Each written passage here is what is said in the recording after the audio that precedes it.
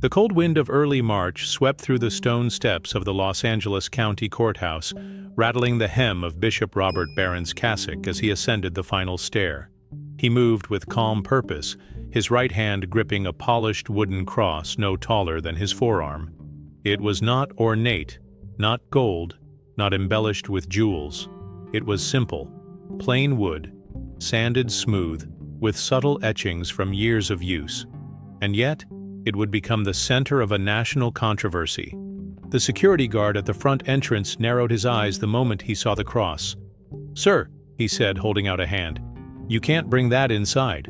Barron tilted his head, a warm but firm smile forming on his face. "This is not a weapon," he said softly. "It is an expression of faith. Rules are rules," the guard said, less confidently now. "No religious symbols pass the metal detector without approval." Barron's smile didn't waver. He held the cross close to his chest and stepped forward. "Then we'll let the court decide." The courtroom was unusually packed for a procedural hearing. News of Bishop Barron's citation for unauthorized display of religious symbols in a government building had already spread across Catholic news networks, and protesters, supporters, and skeptics alike had gathered to see what would happen next. Cameras weren't allowed inside, but journalists stood outside with notepads in hand, ready to broadcast every whispered word. Judge Meredith Alton presided, a stern woman in her 60s known for her no-nonsense approach to civil decorum. As Bishop Barron took the stand, the air grew still. "Bishop Robert Barron," she said, adjusting her glasses, "you have been cited for defying a court order to leave a religious item outside of this federal building. Do you understand the nature of this violation?" "I do, Your Honor," he replied with composed dignity. "And yet, you still brought the cross with you." "I did, because I believe the law protects such an act." "Are you referring to the First Amendment?" she asked, her tone slightly mocking. "Yes, Your Honor. The freedom of religious expression is foundational to our Constitution. This cross is not a political statement. It is a personal one." She leaned back, clearly unimpressed. "You're aware that courthouse regulations allow us to restrict what comes into the courtroom for safety and neutrality." "I am," he answered. "But neutrality does not mean erasure. It means allowing all voices to be heard. I do not seek to convert, only to carry what I have always carried." Judge Alton tapped her pen on the desk. "I'll fine you $5,000 for contempt." A quiet murmur rippled through the room. Barron, unfazed, stood a little taller. "Then I respectfully request a formal hearing." "I will defend myself." "Excuse me?" The judge blinked. "I will act as my own counsel. I have the right, do I not?" "You're not a lawyer." "I studied law at the University of Notre Dame," he replied, "before entering the seminary. And I've kept my education sharp. This is not about legal theatrics. This is about the soul of our public spaces." She paused. "Very well. But understand that I will not treat this courtroom as a pulpit." "I wouldn't dream of it," he said gently. Word spread like wildfire. Bishop Robert Barron to defend himself in court against religious display fine. The story exploded across media outlets. Conservative, liberal, Christian, secular. People debated it over dinner, on radio, on Twitter. Threads that ran into the thousands of comments. Was this man a hero of the faith, or a provocateur cloaking defiance in righteousness? Overnight, the courthouse became a flashpoint. Crowds gathered outside with rosaries, signs, and picket boards. Some praised Barron's bravery. Others condemned him for violating secular protocol. But for Robert Barron, it wasn't about the noise. It was about the principle. The day of the formal hearing came swiftly. He walked into the courtroom, once again carrying the cross. This time, no one stopped him. The judge didn't acknowledge it either. She simply nodded to begin. "Your Honor," Barron began, walking to the center of the courtroom with the calm gravitas of a seasoned preacher. "This case is not about one man's refusal to follow a rule. It is about a society's willingness to forget why it created that rule in the first place. When we ban symbols of faith from public spaces, under the banner of neutrality, we risk replacing inclusion with exclusion." The judge remained expressionless, her fingers laced in front of her. He continued, I stand here not to argue theology, but history. The First Amendment was not born out of fear of religion. It was born out of fear of government control over religion. The founders did not seek to scrub faith from public life. They sought to protect it. The prosecutor, a younger man named Brian Eckhart, rose to speak. Your Honor, with all due respect, we are not banning religion. We are enforcing a security protocol. That cross could be used as a blunt object. It's a matter of safety. Barron turned to face him. By that logic, so could a cane, a gavel, even your briefcase. Are we to remove all symbols of identity for fear of their misuse? The judge raised an eyebrow. Eckhart stammered slightly. This is not about belief, it's about logistics. Barron walked to the jury box, speaking directly to them. What's next? Removing hijabs, yarmulkes, turbans? Or will we discriminate only against Christian symbols because they are most familiar and thus more easily politicized? Judge Alton interrupted. Stick to the point, Bishop. He nodded. The point is, the Constitution guarantees religious expression, and this cross is not a threat. It is a symbol of peace. There was a moment of silence. Then the judge did something unexpected. She asked, Do you have case law to support your argument? I do, Barron replied, pulling a well-worn folder from his bag. Let me begin with Widmar versus Vincent, 454 U.S. 263, 1981, where the Supreme Court ruled that a public university that made its facilities available to student groups could not exclude religious groups. And so he began. Bishop Barron placed the folder gently on the podium, the pages inside neatly tabbed and annotated. His hands didn't shake. His voice remained steady as he began walking the court through precedent after precedent. In Lamb's Chapel v. Center, Mauritius Union Free School District, 508 U.S. 384, 1993, he said, turning to the judge. The Supreme Court ruled that denying access to public facilities for religious speech while allowing secular speech was unconstitutional. This case mirrors ours in principle, if not in exact circumstance. Judge Alton adjusted her glasses, now visibly intrigued. The courtroom, previously abuzz with murmurs and sideways glances, had gone completely silent. Even Prosecutor Eckhart looked unsure. Barron continued, And in Capital Square Review and Advisory Board versus Pinette, 515 U.S. 753, 1995, the court held that private religious speech in a public forum does not violate the Establishment Clause, especially when the public forum is open to all. That cross, Your Honor, is not the government's speech. It is mine. Eckhart stood again, this time with more caution. These cases involve permanent displays or structured programs. You were entering a federal building where temporary limitations are allowed, especially in courtrooms. The context is different. Bishop Barron nodded. Yes, context matters, but so does consistency. If I carried in a book of poetry, no one would stop me. If I wore a rainbow pin or a military badge or even a political campaign button, would I be barred? Eckhart hesitated. Possibly. It depends. Exactly, Barron said gently. It depends. And when the rule depends, it must be applied with great care. Otherwise, it ceases to be a rule and becomes a tool of selective suppression. The judge leaned forward, her interest now impossible to hide. Bishop Barron, I am not here to interpret the Constitution in abstract. You were fined for defying a directive given by court security based on safety policy. Why not simply leave the cross outside and argue this after the fact? Barron sighed, not dramatically, but thoughtfully. Because, Your Honor, it matters when and how we resist. Faith is not an accessory to be tucked away for convenience. This cross is not a performance. It's part of me. Leaving it outside would have signaled agreement with a principle I cannot in good conscience accept. The judge glanced at her notes. You're not denying that you broke protocol. No, Your Honor. I'm affirming that the protocol, while perhaps well-intentioned, was unjustly applied in this case, and I believe I have the right and duty to challenge that application. Someone in the back of the courtroom quietly clapped once before being shushed. Judge Alton banged her gavel lightly, not out of anger, but to reassert control. We are not here for theater, she said. though her voice lacked bite. "Proceed." Bishop Barron approached the witness stand, not to testify again, but to gesture toward it.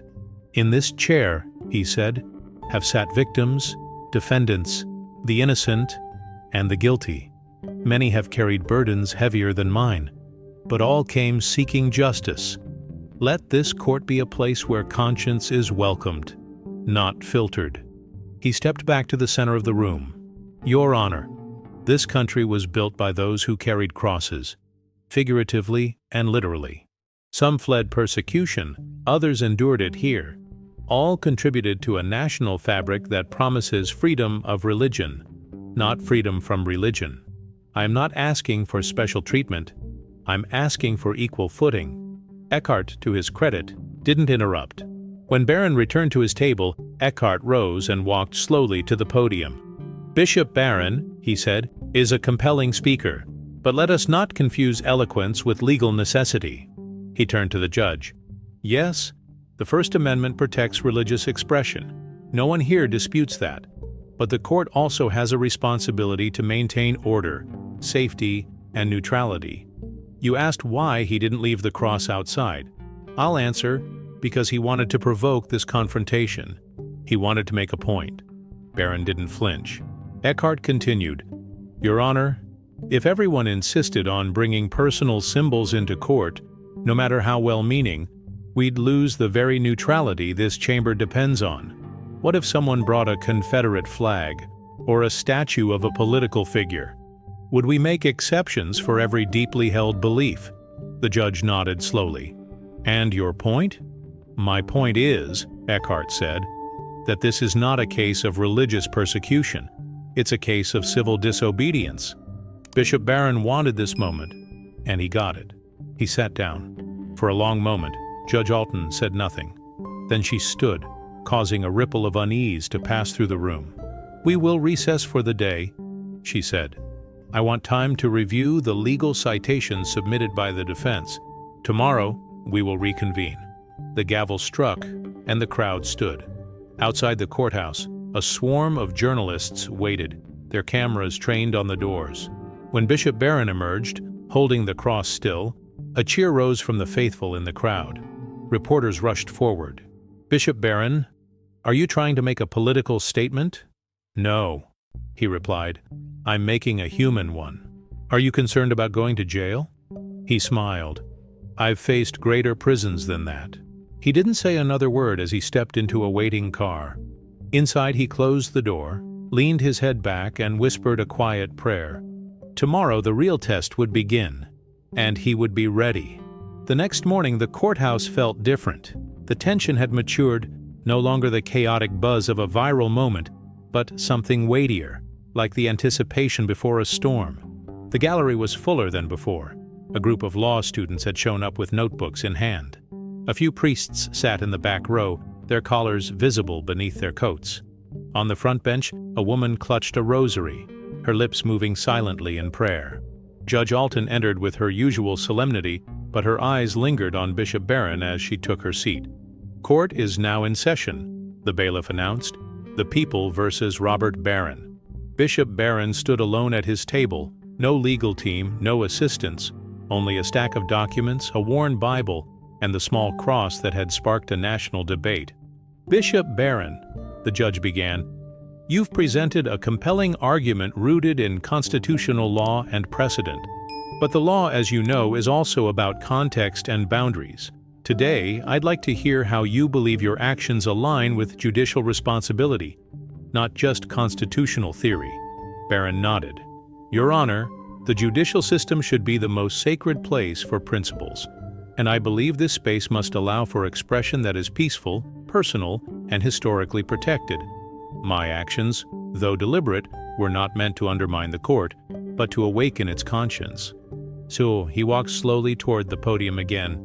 "You asked for context, and I offer it now, not legal, but human. I visited a prison last year. A man there had built a tiny cross out of soap and threads from his bedsheet. It was all he had to hold on to.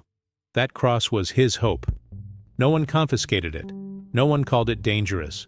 He turned to the jury box. "Yet here, in the halls of justice, A wooden cross is fined, as though the symbol of sacrifice and redemption is somehow more threatening than the crimes tried in this room. Eckhart stood, ready to counter. With respect, Your Honor, this isn't about the meaning of the cross. It's about court protocol. We've allowed this hearing to veer into a philosophical debate. I request we return to the statute at hand.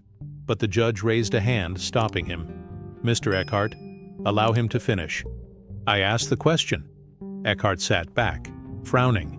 Barron continued, I believe there is a deeper issue beneath this case, something the law cannot fix, but must at least acknowledge.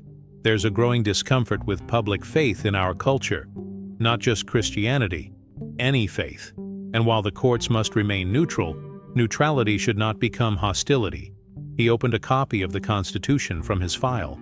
The First Amendment begins not with limitation, but with liberty. Congress shall make no law respecting an establishment of religion or prohibiting the free exercise thereof. Free exercise. That's what's at stake, the judge interjected. You're saying carrying the cross was an act of free exercise? Yes, he answered without hesitation.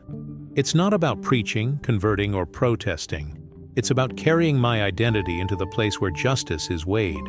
If we can't carry our identity here, where can we? He stepped back to his table, letting the weight of his words settle over the room. The judge turned to Eckhart. Do you have any further arguments? Eckhart stood. Your Honor, we recognize the bishop's right to believe and practice his faith. No one here denies that. But courtrooms have rules for a reason. We cannot make exceptions for personal belief without opening the door to disruption and imbalance. He walked toward the jury box. Imagine a courtroom filled with banners, idols, or objects from every personal worldview. How could justice be blind in such a setting? That's the heart of this issue. It's not about disrespecting the bishop's beliefs, it's about preserving the environment where all are treated equally. He returned to his seat, leaving a pause. The judge leaned forward. Thank you, Mr. Eckhart. Bishop Barron, do you have a closing statement? Barron stood again. I do, Your Honor.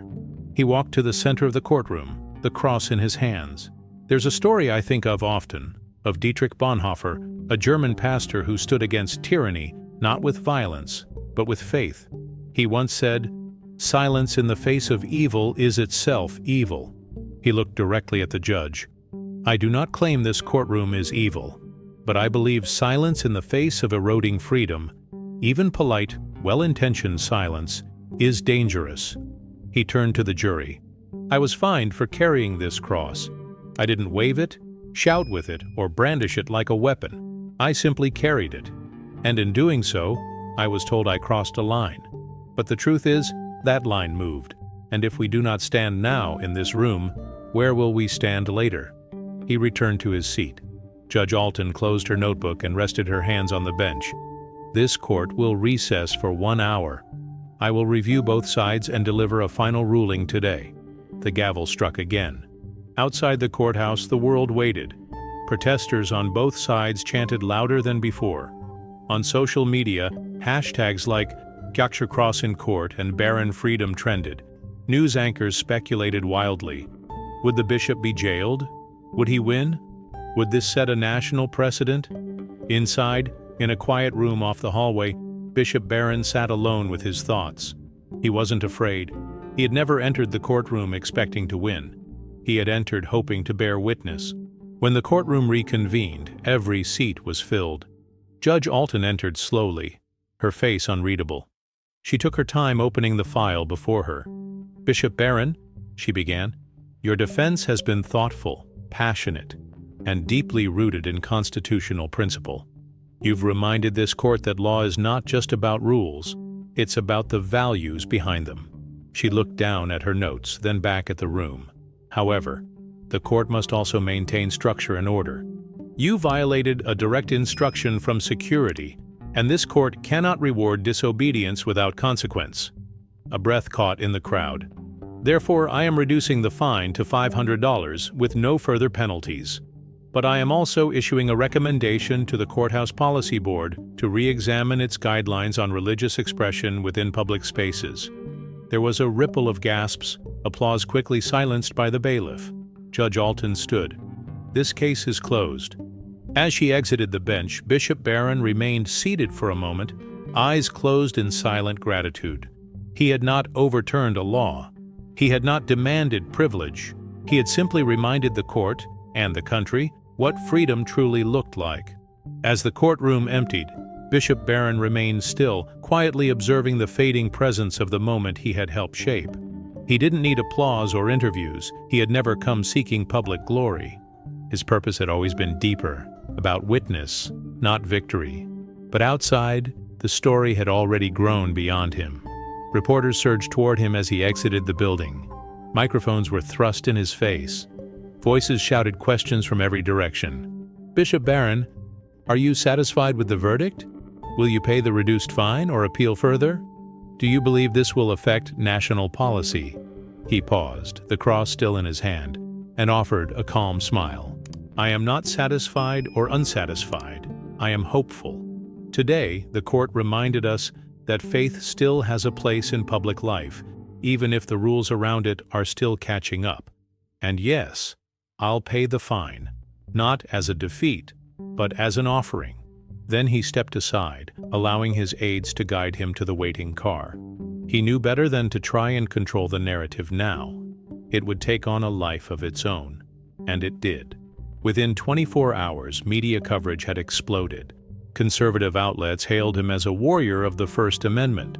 Liberal commentators debated the implications of his actions, many surprised by his command of legal precedent. Memes of him holding the cross in the courtroom circulated with quotes about liberty, courage, and conscience. But most significantly, ordinary people began sharing their own stories.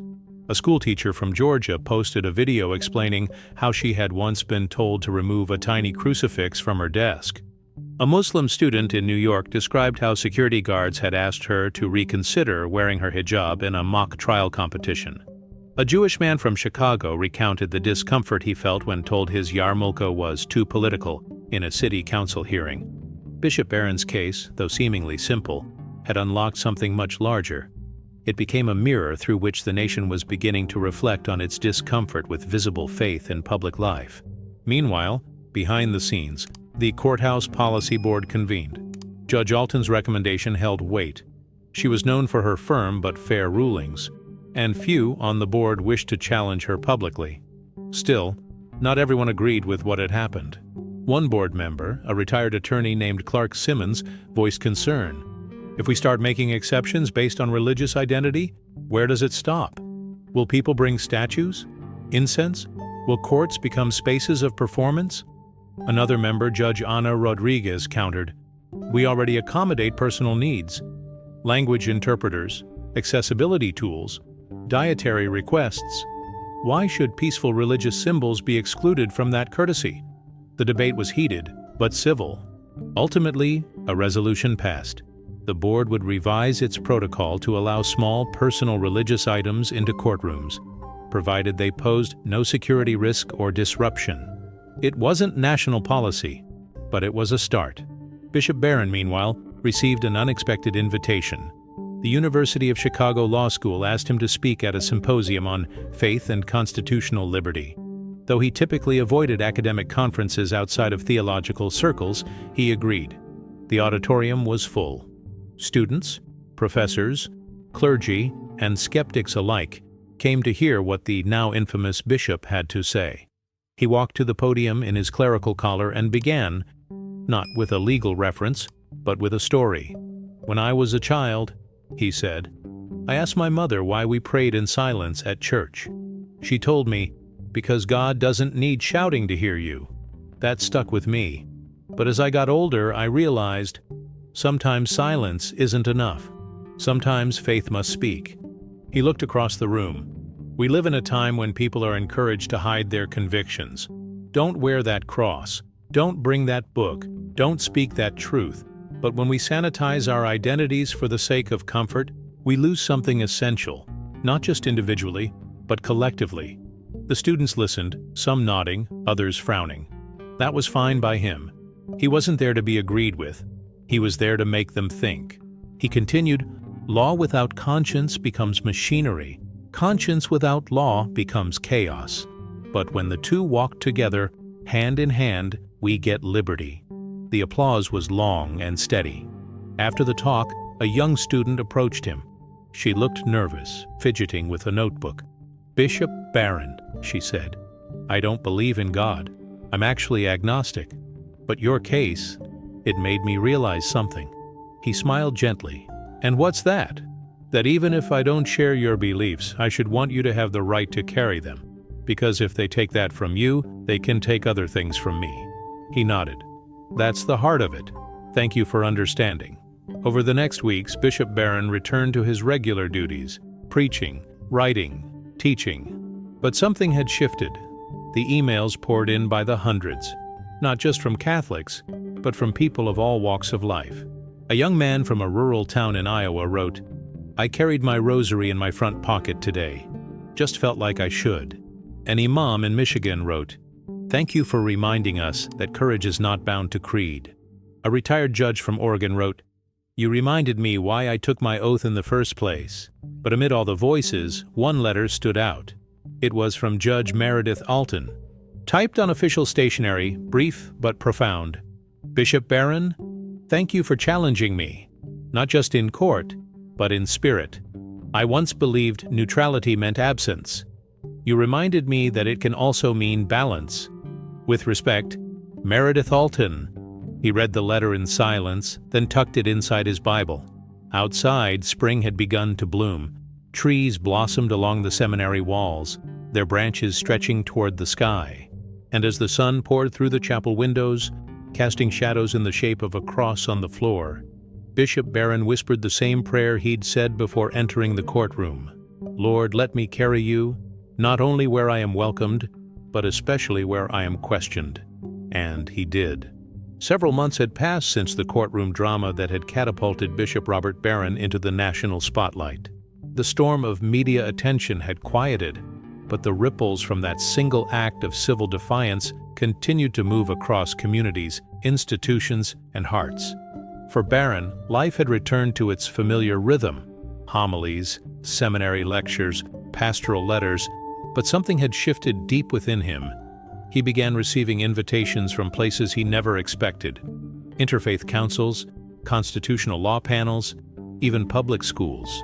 People wanted to hear not only what he believed, but why he believed it so deeply that he was willing to face legal consequences for a symbol most would have deemed trivial: a cross, just a piece of wood. And yet, in his hands, it had become a declaration of identity.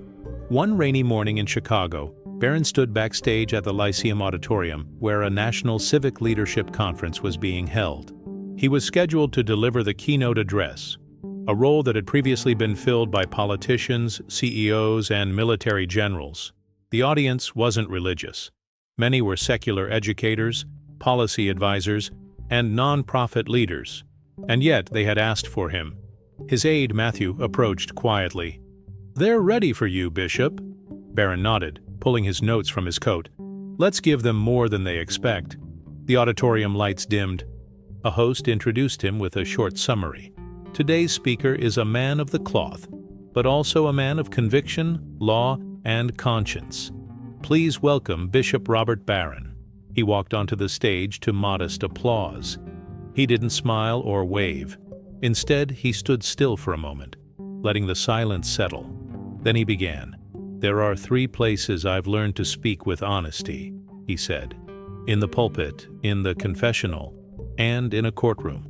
And surprisingly, they all asked the same question: what is truth? He walked slowly across the stage, his voice even. "I stood before a judge because I refused to put away a symbol of my faith. And though some called it a publicity stunt, others called it defiance, the truth is, it was obedience, not to a law written by men, but to a calling written in the soul." He paused. The crowd was attentive, many leaning forward.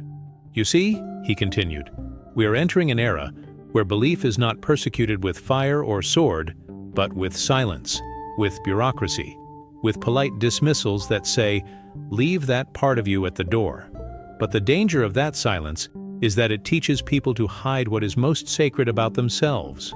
A woman in the third row wiped a tear from her eye. A man nearby nodded slowly. Bishop Barron pressed forward. Liberty is not the absence of restriction. It is the presence of purpose. And when we deny people the right to express their deepest convictions in public, we are not building peace. We are building prisons without bars. Applause began to grow. He raised his voice slightly. I don't carry the cross to make a point. I carry it because it is who I am. And in a world desperate for identity, authenticity must be protected, not just in our homes and churches, but in our schools, our offices, our courts. He stepped back to the center. I am not asking anyone here to agree with my theology, but I am asking all of you, leaders, thinkers, educators, to defend the right of every person to bring their whole self into the public square. Because if we start trimming off pieces of ourselves to fit someone else's mold, we will lose the very freedom this country was built upon. The room erupted into a standing ovation. Later that evening, in the quiet of his hotel room, Barron sat with a cup of tea, his laptop open. He had dozens of new emails, many from attendees of the conference. But one stood out. It was from a woman named Elena Martinez, a middle school principal in New Mexico. She wrote, Dear Bishop Barron, I watched your courtroom testimony, and today I listened to your keynote address. I want you to know it gave me the courage to reverse a policy I had quietly regretted for years. We used to ask our students not to wear visible religious symbols, to avoid conflict. This morning I told my staff we would no longer do that. Faith should not be hidden like a scar.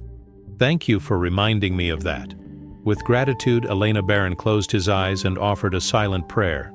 He wasn't changing the country by force or decree, but through truth, through clarity, through unwavering conviction. Back in Los Angeles, he began receiving requests for interviews from more unexpected places: mainstream legal journals, independent news podcasts, even a documentary filmmaker from Canada. He declined most of them, not because he didn't value the platform, but because he believed the message was already loud enough. It didn't need more noise, it needed deeper roots. But he did say yes to one invitation: a televised debate at Stanford University titled Faith in the Public Square, Obstacle or Opportunity. He would face off against a well-known secularist professor, Dr. Julian Redd, a man famous for his sharp wit and deep skepticism of institutional religion. When the night came, the auditorium was packed.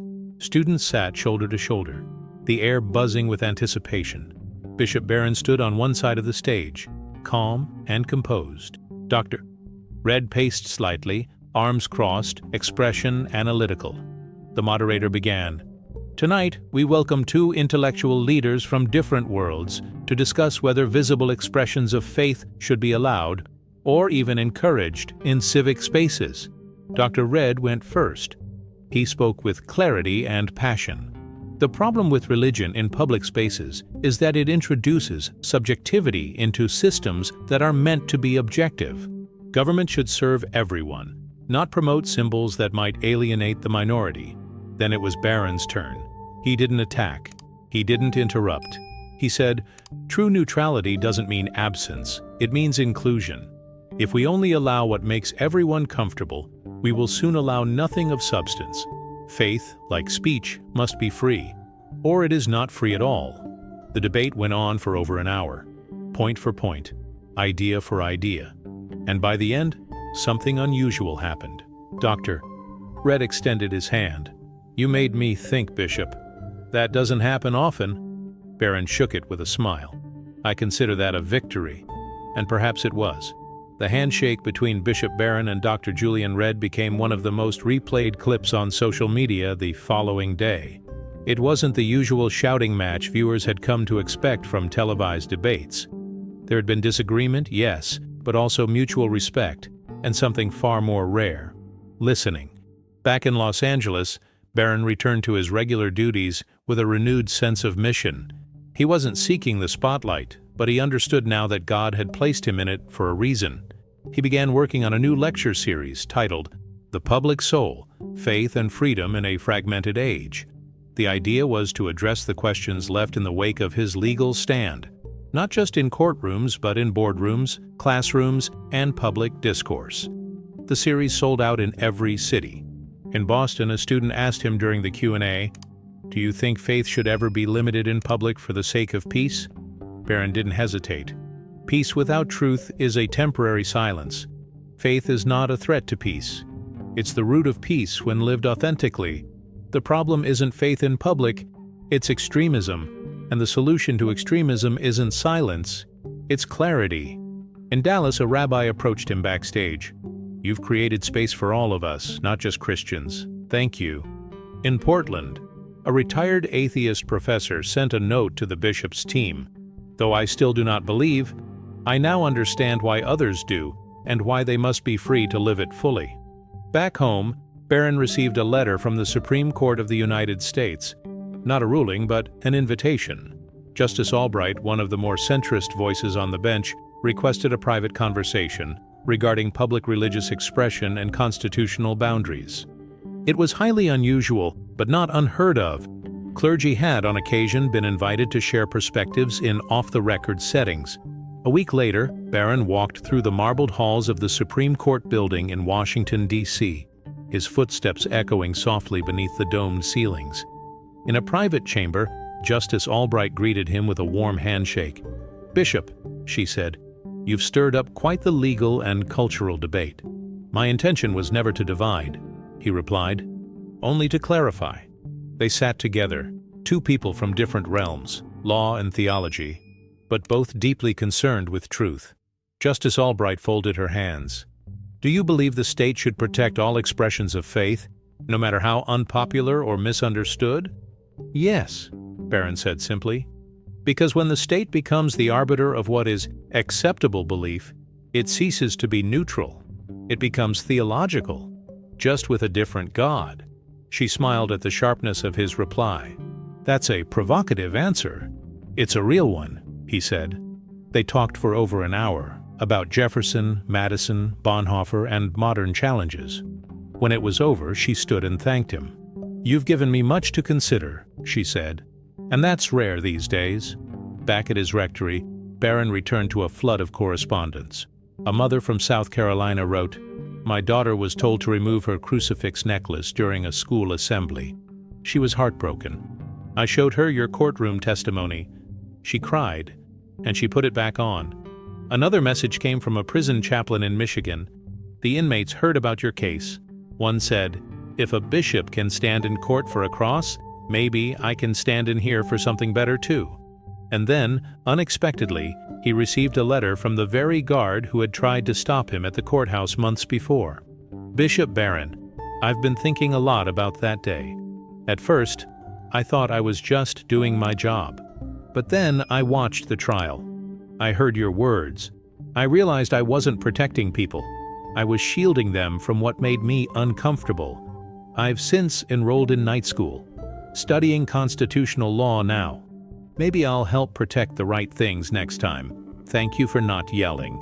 Thank you for standing." James D. Barron sat in silence for several minutes after reading it. Then he rose, walked into the small chapel adjoining his office, and knelt. He wasn't just witnessing transformation. He was part of it.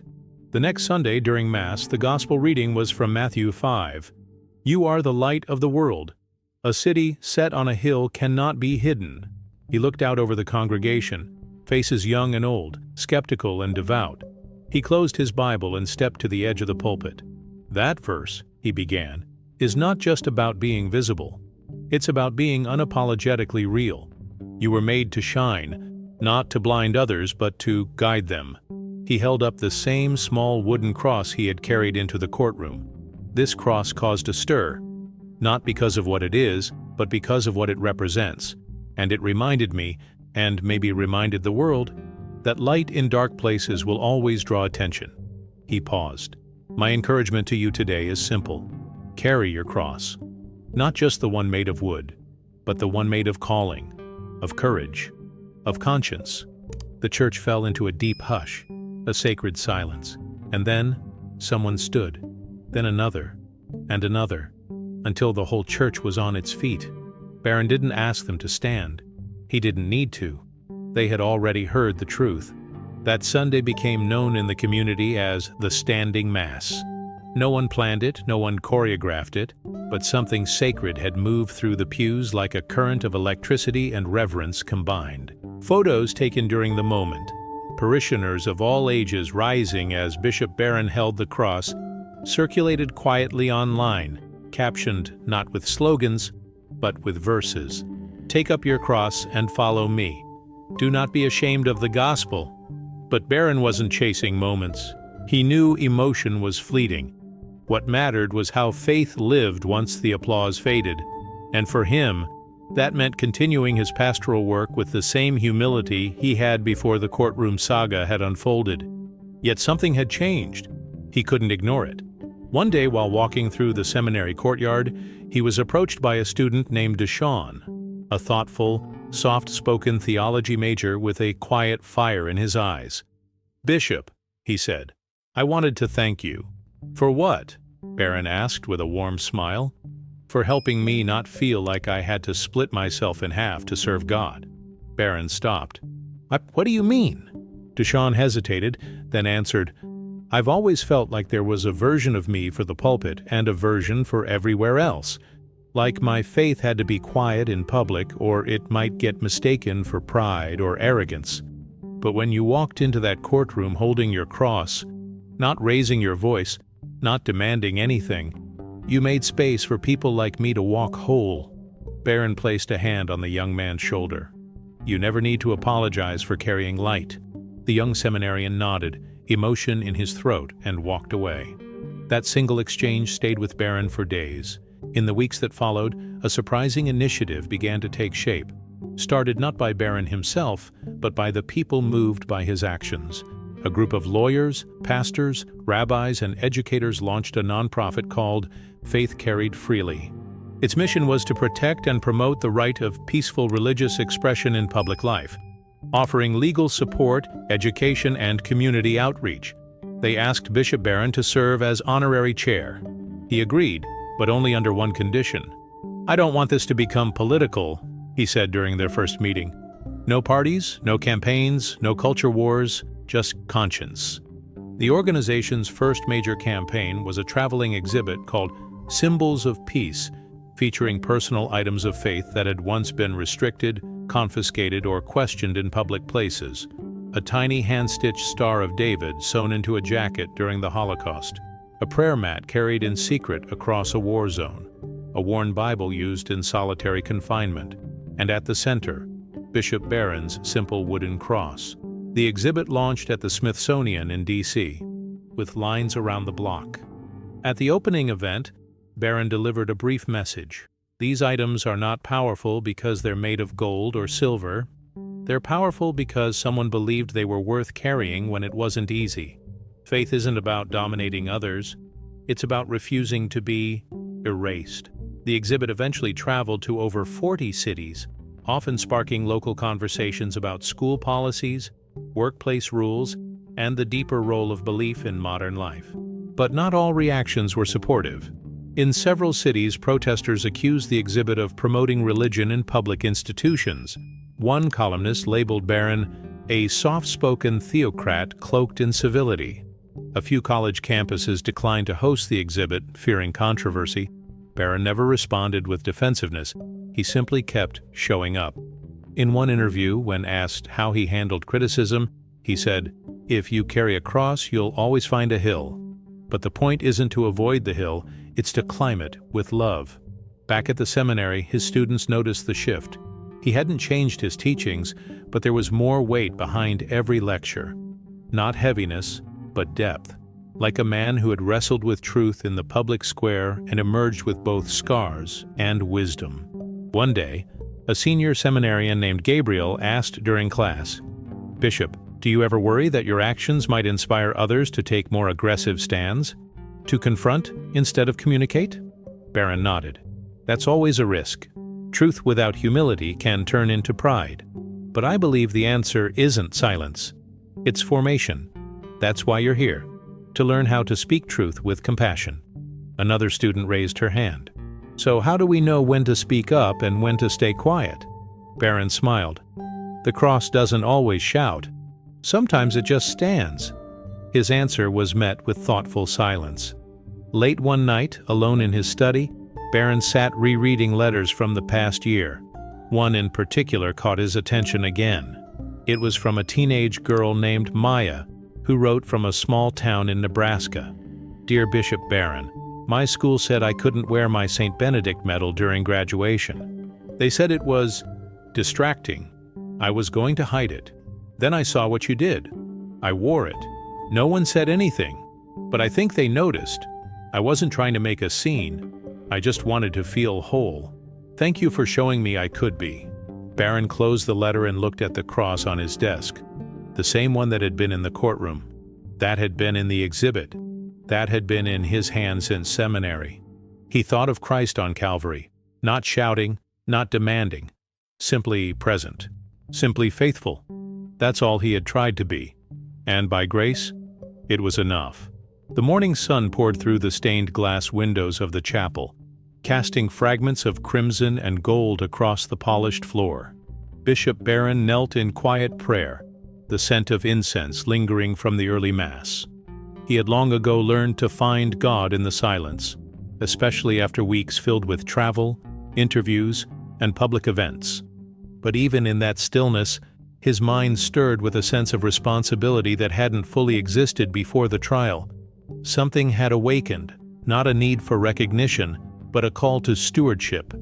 The courtroom moment had opened a door, and now people were walking through it, looking to him for direction. Later that day, as he walked across the seminary grounds with Father Joseph, an old friend and fellow theologian, the conversation turned inward. "You've become a symbol, Robert," Father Joseph said, "whether you wanted to or not." Barron smiled faintly. "Symbols are dangerous things." "They are," Joseph replied. "But they're also necessary. People follow them. They build their hopes around them. You're more than a bishop now. You're a kind of moral compass for people navigating a very loud, very confused culture." Barron didn't respond right away. They passed a young couple pushing a stroller along the garden path, the woman nodding in reverence as they walked by. He waited until they were alone again. "I never asked for that," Barron finally said. "I just didn't want to leave my cross outside." "I know," Joseph said, "and maybe that's why you're the one people trust with it." That evening, Barron returned to his study to prepare for an upcoming address at Georgetown University, where he'd been invited to speak on the role of moral identity in civic institutions. But before he could begin writing, he received a call from the Vatican liaison in Washington. "Bishop Barron," the voice said, "His Holiness has requested a private audience. Rome, next week." Barron blinked. "The Pope?" "Yes, your presence has been formally requested." No agenda shared, just a desire to speak. He thanked the caller, hung up, and sat in silence for several minutes. He had met the Pope once before, briefly, in a reception line. But this felt different. This was intentional. This was purposeful. A week later, he walked across St. Peter's Square under a sky heavy with clouds. Rome was hushed that morning, unusually still. Inside the Vatican, after the formalities and security checks, he was escorted through corridors of history and silence until he reached the papal private quarters. The Pope, dressed simply in white, sat in a modest chair, his face lit with a gentle, curious smile. "Bishop Barron," he said in English, his accent soft. "You have stirred up the world." Barron bowed. "That was not my goal, Your Holiness." "Good," the Pope replied, "because the ones who stir the world without trying are the ones I trust most." They sat together, two shepherds in different corners of the church, speaking not as figures of hierarchy, but as brothers in mission. "I read the transcripts," the Pope said. "You spoke not just with reason, but with love. That is rare." Barron shifted in his seat. Many called it disobedience. But was it? The Pope asked. Barron paused. "Not to the gospel, and I hope not to the church." The Pope nodded. "The church has always needed men and women who will stand quietly with courage when the world forgets its soul. You reminded them, and you reminded us." They spoke for over an hour, about freedom, about conscience, about how faith must never become mere performance, nor be reduced to private sentiment. Before Barron left, the Pope reached across the table and took his hand. "Keep carrying the cross," he said softly. "Not just the one in your hand, the one in your heart." Back in Los Angeles, the media caught wind of the Vatican visit, but no official statements were released. Speculation ran rampant. Was Barron being honored? Silenced? Positioned for something more? He ignored the headlines. Instead, he returned to his community with renewed focus. He launched a series of workshops for young leaders titled Conscience in the Public Arena, partnering with universities and seminaries across the country. The first session filled up within days. In one of the sessions, a student asked, "What if carrying your beliefs publicly makes you a target?" Barron answered, "Then carry them anyway, because anything worth living for will cost you something." At night, alone in prayer, he would sometimes look at the cross on his desk, running his fingers over its edges. It had become more than a symbol. It had become a question he asked himself daily. Am I still worthy to carry this? One morning, after Mass, an elderly woman waited patiently at the chapel doors. She held a tattered envelope in her hand. "Bishop," she said, "this is for you. My late husband was a lawyer. He followed your case closely before he passed. He always said he hoped the law would find its conscience again." Barron took the envelope, heart heavy. Inside was a letter and an old, faded photo. The letter was short. "We saw your trial together on TV." He wept, said it was the first time in 20 years he believed justice might still have a soul. Barron sat on the bench outside the chapel for a long time afterward, the letter resting in his lap. The city moved around him, cars passing, birds in flight, voices distant. But in that moment, the world was quiet. He didn't need applause. He didn't need vindication. He had something better. He had the peace that comes from obedience, not to popularity, not to convenience, but to truth. And truth, he knew, was always worth carrying. The autumn wind swept through the cloisters of the seminary, tugging at the golden leaves that spiraled down like gentle reminders of change. Bishop Barron stood at the edge of the courtyard, watching the young seminarians play a casual game of soccer during their afternoon break. Laughter echoed between the stone walls. For a moment, everything felt normal, grounded, simple. But simplicity, Barron knew, was not the same as ease. That week, he had received an unexpected letter from the United States Commission on Civil Rights, inviting him to serve as a special advisor for an upcoming report on religious freedom and public expression. The tone of the letter was unusually respectful, even reverent. "Your recent case has become a benchmark in the national conversation. We would be honored to hear your perspective as we develop recommendations for civic institutions." Barron knew the risks. Entering that world meant walking a tightrope between religious integrity and political interpretation. But his heart said yes before his mind could even weigh the consequences. At the Commission's headquarters in Washington, D.C., he was met with a curious mix of admiration and scrutiny. Seated around a long oak table were lawyers, academics, pastors, rabbis, imams, and civil advocates from all ideological camps. The room hummed with quiet tension. The chairwoman, Dr. Lenora Michaels, addressed him first. "Bishop Barron," she said, "thank you for accepting our invitation. Your presence here is significant, not just because of your title, but because of the courage you've shown in bridging the legal and the spiritual." Barron gave a small nod. "Thank you. I don't pretend to have all the answers, but I do know this. When faith is treated as a threat, we lose something essential to our shared humanity." He spoke with the same calm conviction that had filled the courtroom months before. Religious expression isn't always comfortable. It doesn't always fit neatly into secular frameworks.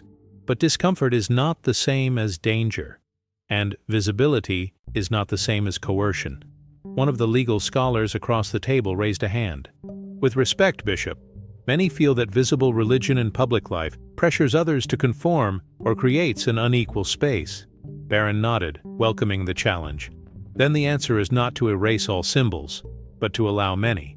Equality doesn't require sameness. It requires freedom."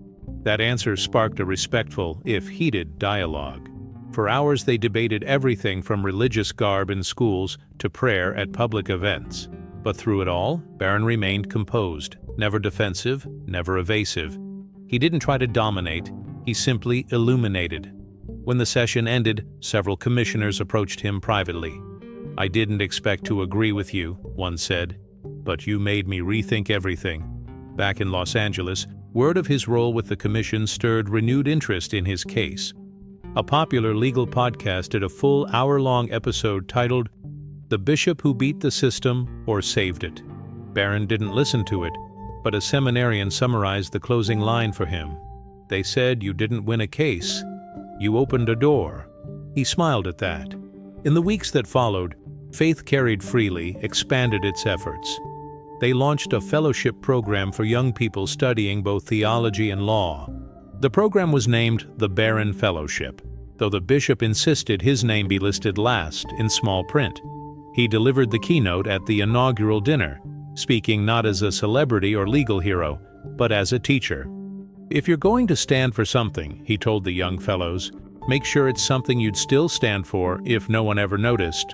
Conviction without applause is the test of sincerity." Later that evening, as the fellows gathered around him for questions, one young woman named Soraya asked, "What was the hardest moment of your case?" Barron thought for a moment, then said, "The moment before I walked through the courthouse door. That's when I had to decide. Was I doing this because I believed, or because I wanted to prove something? Pride wears the same shoes as courage. You have to look down and check who you're walking with." They all went quiet, writing that down in their notebooks. Meanwhile, quiet transformations continued around the country. A judge in Ohio reversed a policy banning prayer beads in court.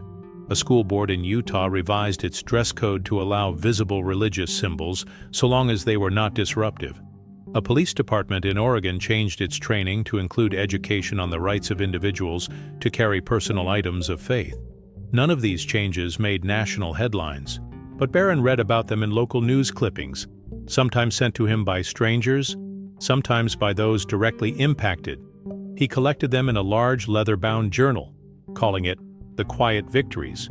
One night, while reviewing new entries in his journal, Barron received a phone call from Judge Meredith Alton, the very woman who had fined him months before. "Bishop," she said warmly, "I thought it was time to talk again." "I'm honored," he replied.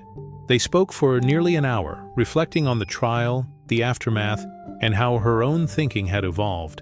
"I've started reading Aquinas again," she admitted. "Not for faith, for clarity." Barron smiled. "That's a very Thomistic reason." She laughed gently. "I thought you'd say that." Before hanging up, she said, "I've made changes in my courtroom. Quiet ones, but they matter. You were right, Bishop. Sometimes neutrality is just fear dressed as fairness." Redonti. When the call ended, Barron looked out his window at the city lights flickering beneath the night sky. He thought of all the people carrying small, quiet crosses, some physical, some invisible. He prayed for each one, not that they would be noticed, but that they would be faithful. The winter air in Los Angeles was crisp, almost reverent in its stillness. While the city prepared for the holidays, Bishop Barron moved through his days with a sense of quiet momentum. There was no rest in the mission, no finish line in the vocation of truth. The courtroom had simply been one chapter. What followed was the unfolding of something deeper, more permanent. On Christmas Eve, the cathedral overflowed with parishioners. Every pew was filled. People stood along the walls, some kneeling on the marble floors, others watching from outside through open doors. They weren't there just for the tradition of midnight mass. They were drawn by something intangible: hope, conviction, presence. Barron's homily was simple, almost sparse. "God entered the world not in glory," he said, "but in vulnerability, a child, in straw, under threat. And yet, in that fragile moment, the greatest strength in the universe was made visible. What we carry in weakness, we often carry in power." He paused, lifting the same small wooden cross that had once earned him a fine. "This cross," he continued, "was never about a fight. It was about a reminder that what we carry in faith, we must also carry in courage, because true belief is not private. It is personal, yes, but never hidden." As the Mass concluded and the final hymn echoed through the cathedral, a quiet reverence fell across the crowd. Tears glistened in the corners of many eyes.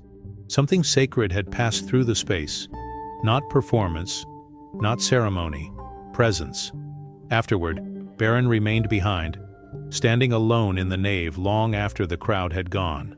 A young father approached, holding his sleeping daughter in his arms. "Bishop," he said in a low voice, "I haven't been to Mass in years, but my wife showed me your case. It made me think about what I'm teaching my kids, about who I am, so I came back." Barron looked down at the child and smiled. "Thank you for telling me, and thank you for carrying her." The man blinked. "You mean?"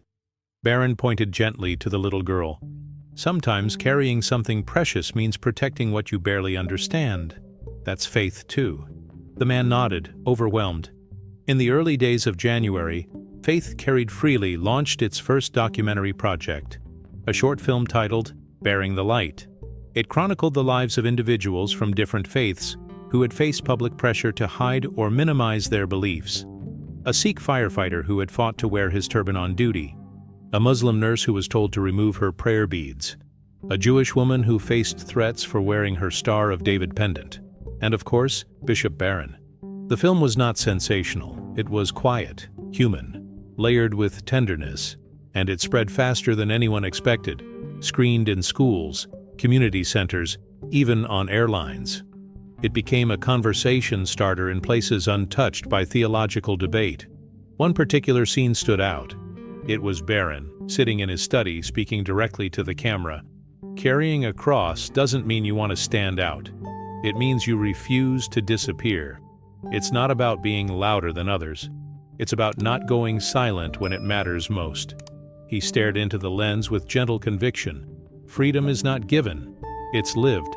The documentary was nominated for an award in public education, and though Barron declined to attend the ceremony, he sent a short video message.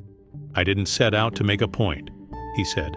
"I set out to be faithful, and if that inspires others to do the same, then praise God." One morning during a routine visit to a local Catholic high school, he met a group of seniors who had studied his case as part of their civics class.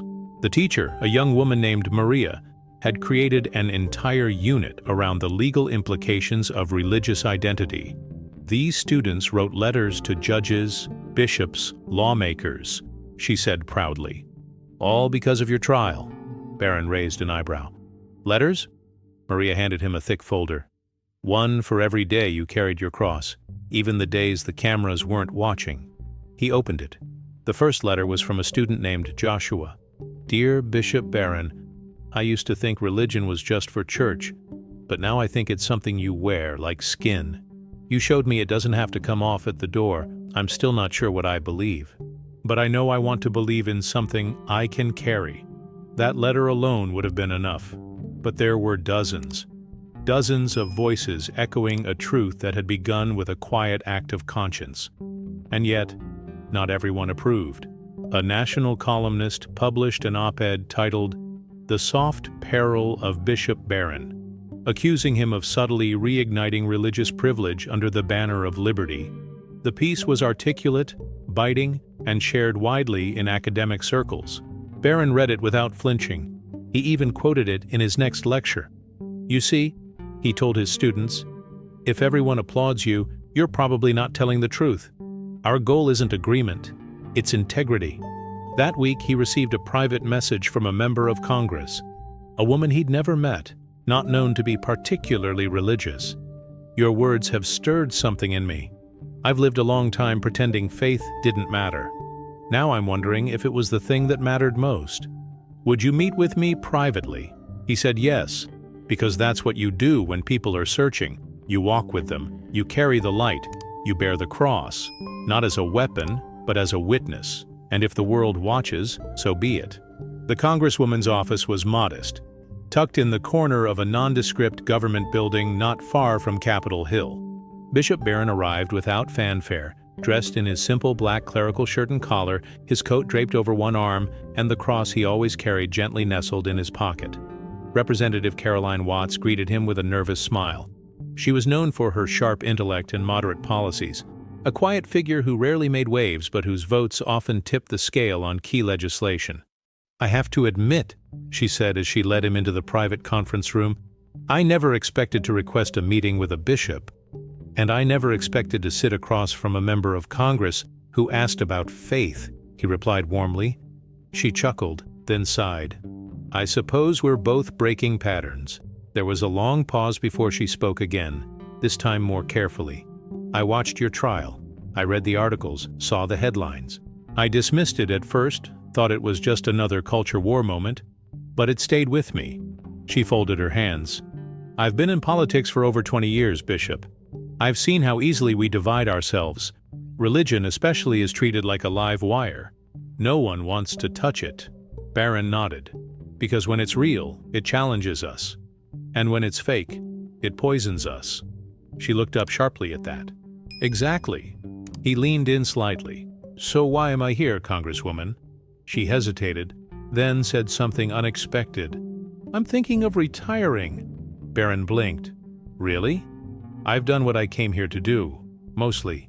But before I go, I want to make sure I haven't spent my entire career pretending the soul doesn't matter." He didn't interrupt. She continued, "I've kept my faith quiet for years, thought that was the price of neutrality. But then I saw you carry that cross into a courtroom. You didn't scream. You didn't demand anything. You just stood. And I realized I've been sitting too long." Barron smiled. "Then stand now." She laughed through her tears. "I think that's why I called you." They spoke for 2 hours, about conscience, vocation, public trust. By the end, she had decided not only to finish her term, but to introduce a bill protecting peaceful religious expression in federal buildings, modeled directly after the principles Barron had defended. "It might not pass," she said. "That's not the point," he replied. "The cross doesn't guarantee success, only faithfulness." In the months that followed, the bill, the Religious Expression Fairness Act, sparked both praise and controversy. Supporters hailed it as a needed correction to creeping secular overreach. Critics feared it could open the door to extremism. The language was carefully drafted. "This bill shall not protect speech or symbols that promote violence, coercion, or hate, but it shall protect peaceful personal expression of religious conviction in federal spaces, provided such expression does not materially disrupt institutional function or safety." Barron did not campaign for the bill, but he was referenced in nearly every public hearing. One senator stood during the floor debate and said, "I don't agree with Bishop Barron on many things, but I believe in the country he believes in, one where people don't have to check their soul at the door." The bill narrowly passed in the House. In the Senate, it passed by 1 vote. Caroline Watts announced her retirement the following week. Barron sent her a letter. "You stood, and heaven noticed."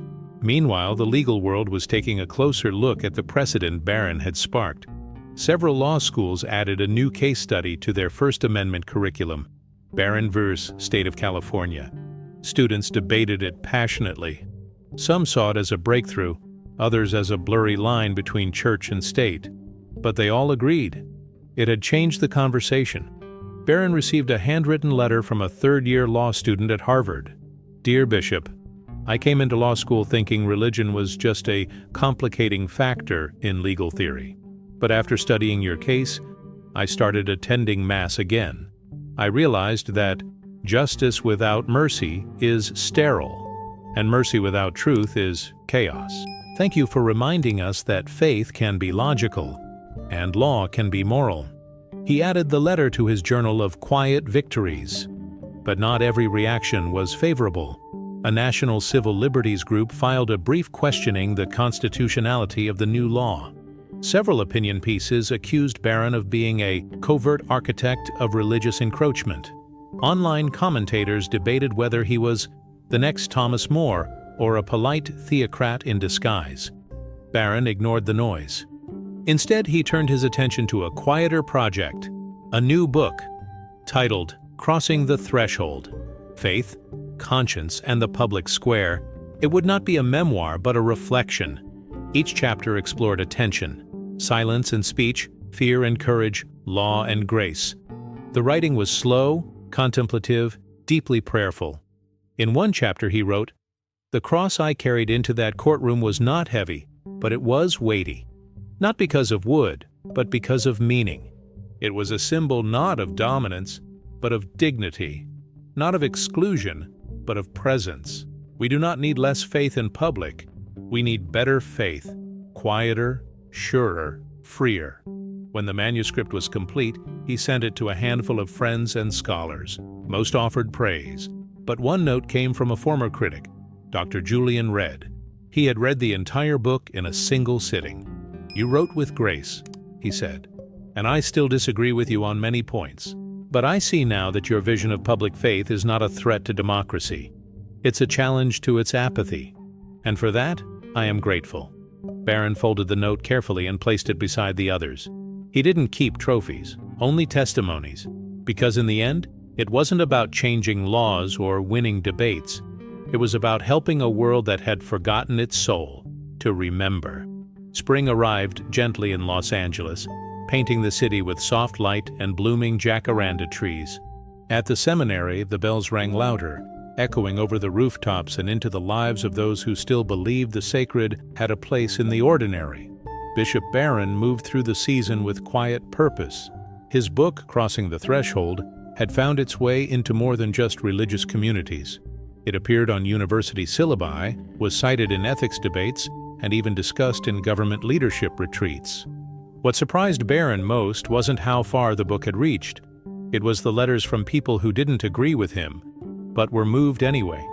One such letter came from a high school civics teacher in Seattle. "Dear Bishop Barron, I am not religious. In fact, I've spent most of my life avoiding any conversation about faith, but your words reminded me that belief, whatever form it takes, isn't dangerous when it's lived with humility.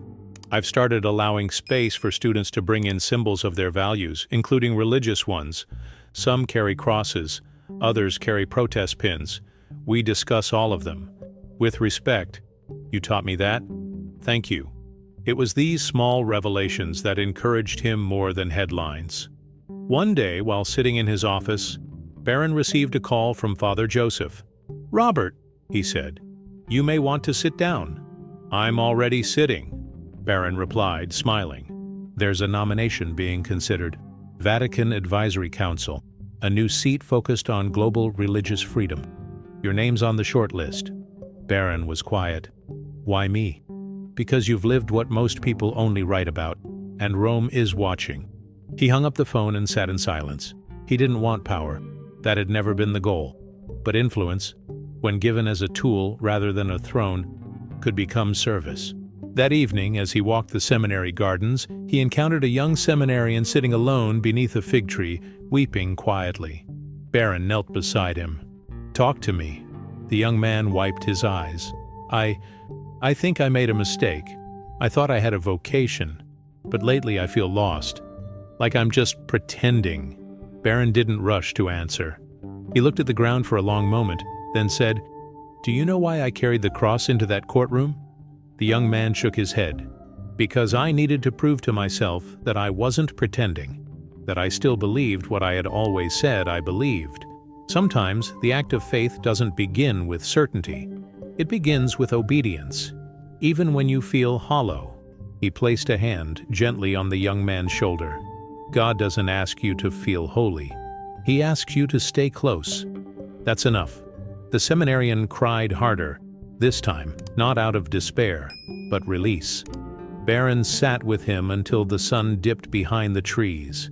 Weeks later, while preparing for an international theology summit in Toronto, Barron received word that the Vatican Council had indeed appointed him to the advisory seat. The decision was discreetly announced in clerical circles, but the implications were significant. He was no longer simply a bishop in Los Angeles. He was now a global voice for the intersection of conscience and public life. But even as the invitations poured in, from Rome, Paris, Manila, he continued his regular rhythm, teaching, preaching, visiting the sick, baptizing children. One morning, after celebrating a wedding mass for a young couple who had met during one of his lectures, the groom approached him with a grin. "We met because of you," he said. "We argued about your trial on the first day of class. That's how the conversation started." Barron laughed. "I suppose I should add matchmaker to my resume." the bride chimed in. "When we have kids, we're naming the first one Robert." He raised an eyebrow. "I hope that's because of the saint, not the bishop." They all laughed. And yet, even as joy abounded, challenges re-emerged. In a state across the country, a controversial case broke out. A public employee dismissed for wearing a visible religious medallion during work hours. The media immediately drew connections to Barron's earlier trial. Protests erupted. Think pieces flew across digital platforms. Barron was asked to comment. He released only a single, concise statement. Freedom of expression, including religious expression, must always be balanced with the responsibilities of role and setting. But let us not confuse professionalism with erasure. We can expect order without demanding invisibility. Some called his words too vague. Others called them prophetic. Either way, they were heard. Behind the scenes, Barron offered counsel to both legal representatives and the individual involved, not as a public advocate, but as a spiritual one. The case was ultimately resolved in mediation. The employee was reinstated, and new guidelines were drafted ensuring that peaceful expressions of faith would be respected, so long as they didn't interfere with duties. No cameras, no courtroom, just resolution. Barron wrote that event in his journal of quiet victories, now thick with stories from all over the world. A nun in Nigeria allowed to wear her habit while voting for the first time. A Buddhist student in San Francisco who was granted permission to meditate in a quiet space during lunch. A young Christian in Morocco who started a dialogue circle with Muslim classmates after reading Crossing the Threshold. Each story a candle lit in the dark. One night, as Barron walked past the chapel and looked through its stained glass, he paused to see the golden light reflecting on the floor, the image of a cross formed by nothing more than glass, sun, and silence. He remembered something the Pope had said to him in Rome. "Carry the cross in your heart, Bishop, not just for your people, but for all people." And in that moment, Barron knew he was still carrying it, not for attention, not for applause, but for truth. As summer approached, the city grew warmer, both in temperature and in spirit. Bishop Barron had begun to sense a subtle but unmistakable shift in the tone of the culture, particularly around matters of faith. It wasn't that the world had suddenly become more religious. It was that people, regardless of belief, were beginning to ask different questions, deeper ones. Questions about meaning, identity, and what it truly meant to live with conviction. One morning, Barron stood by the gate of the seminary, speaking with a group of visiting students from a public university. They had come from different backgrounds, agnostic, Catholic, Muslim, none, all part of a philosophy seminar on the ethics of belief in modern society. Their professor had made Crossing the Threshold required reading. A student named Noah, tall and quiet, finally raised his hand. "Bishop," he asked, "what would you say to someone who wants to believe but doesn't want to be mocked for it?" Barron looked at him carefully. "I would say that anyone who mocks belief is more afraid than you are. People don't laugh at what they don't secretly wonder about." Another student chimed in. "But isn't it harder now to be public about faith? Doesn't it just make people uncomfortable?"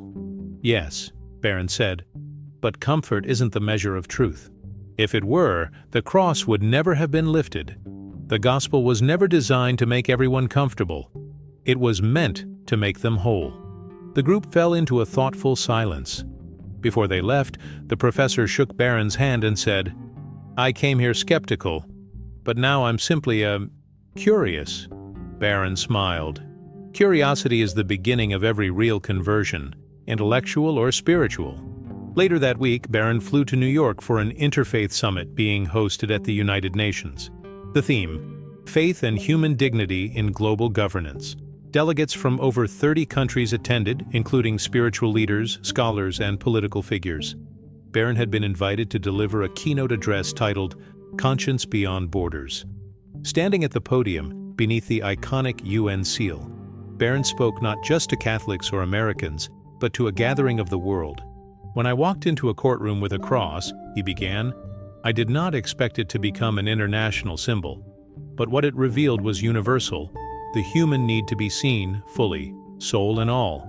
He continued, "We speak often of rights, but behind every right is a person, behind every law, a conscience. And if we reduce faith to something merely private, we cut out the heart of human identity. A faith that cannot be carried is a faith that is no longer free. His words were translated into a dozen languages as he spoke. Heads nodded. Some took notes. Some just listened, unmoving. The world does not need louder voices, he said in closing. It needs deeper ones. Faith is not volume, it is depth. It is presence. And it must be allowed to live in public, not to rule others, but to serve them.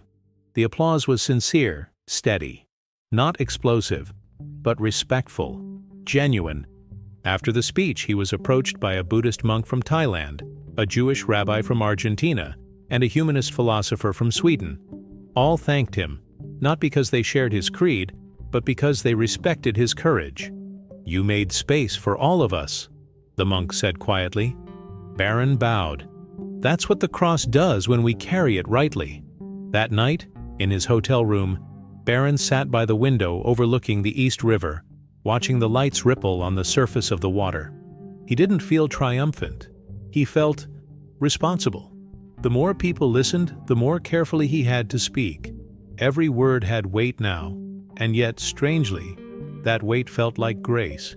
The next day, he visited a small Catholic church tucked between two tall apartment buildings in Brooklyn. No cameras, no crowd, just daily Mass. As he distributed communion, he noticed a young woman at the end of the line clutching something in her hand. After the service, she approached him outside. "Bishop Barron?" she asked, eyes filled with both nerves and admiration. "This is for you." She handed him a small wooden pendant. It was a hand-carved cross, clearly made with simple tools. "My brother made this in prison," she said. "He watched your trial from there. He told me, if he can carry his cross into court, I can carry mine in here. He died last month. I wanted you to have it." Barron took the cross gently, his fingers running over its rough edges. "Thank you," he said, voice soft. "I will carry it with honor." That evening, he added the pendant to his private chapel. Not on display, but on the altar, next to his Bible, next to the original cross. It was a reminder that the witness of faith didn't always shine on stages or behind microphones. Sometimes it flickered quietly behind bars. Back in Los Angeles, Faith Carried Freely announced a new initiative, a legal defense fund for individuals facing discrimination due to peaceful religious expression in schools, workplaces, and government institutions.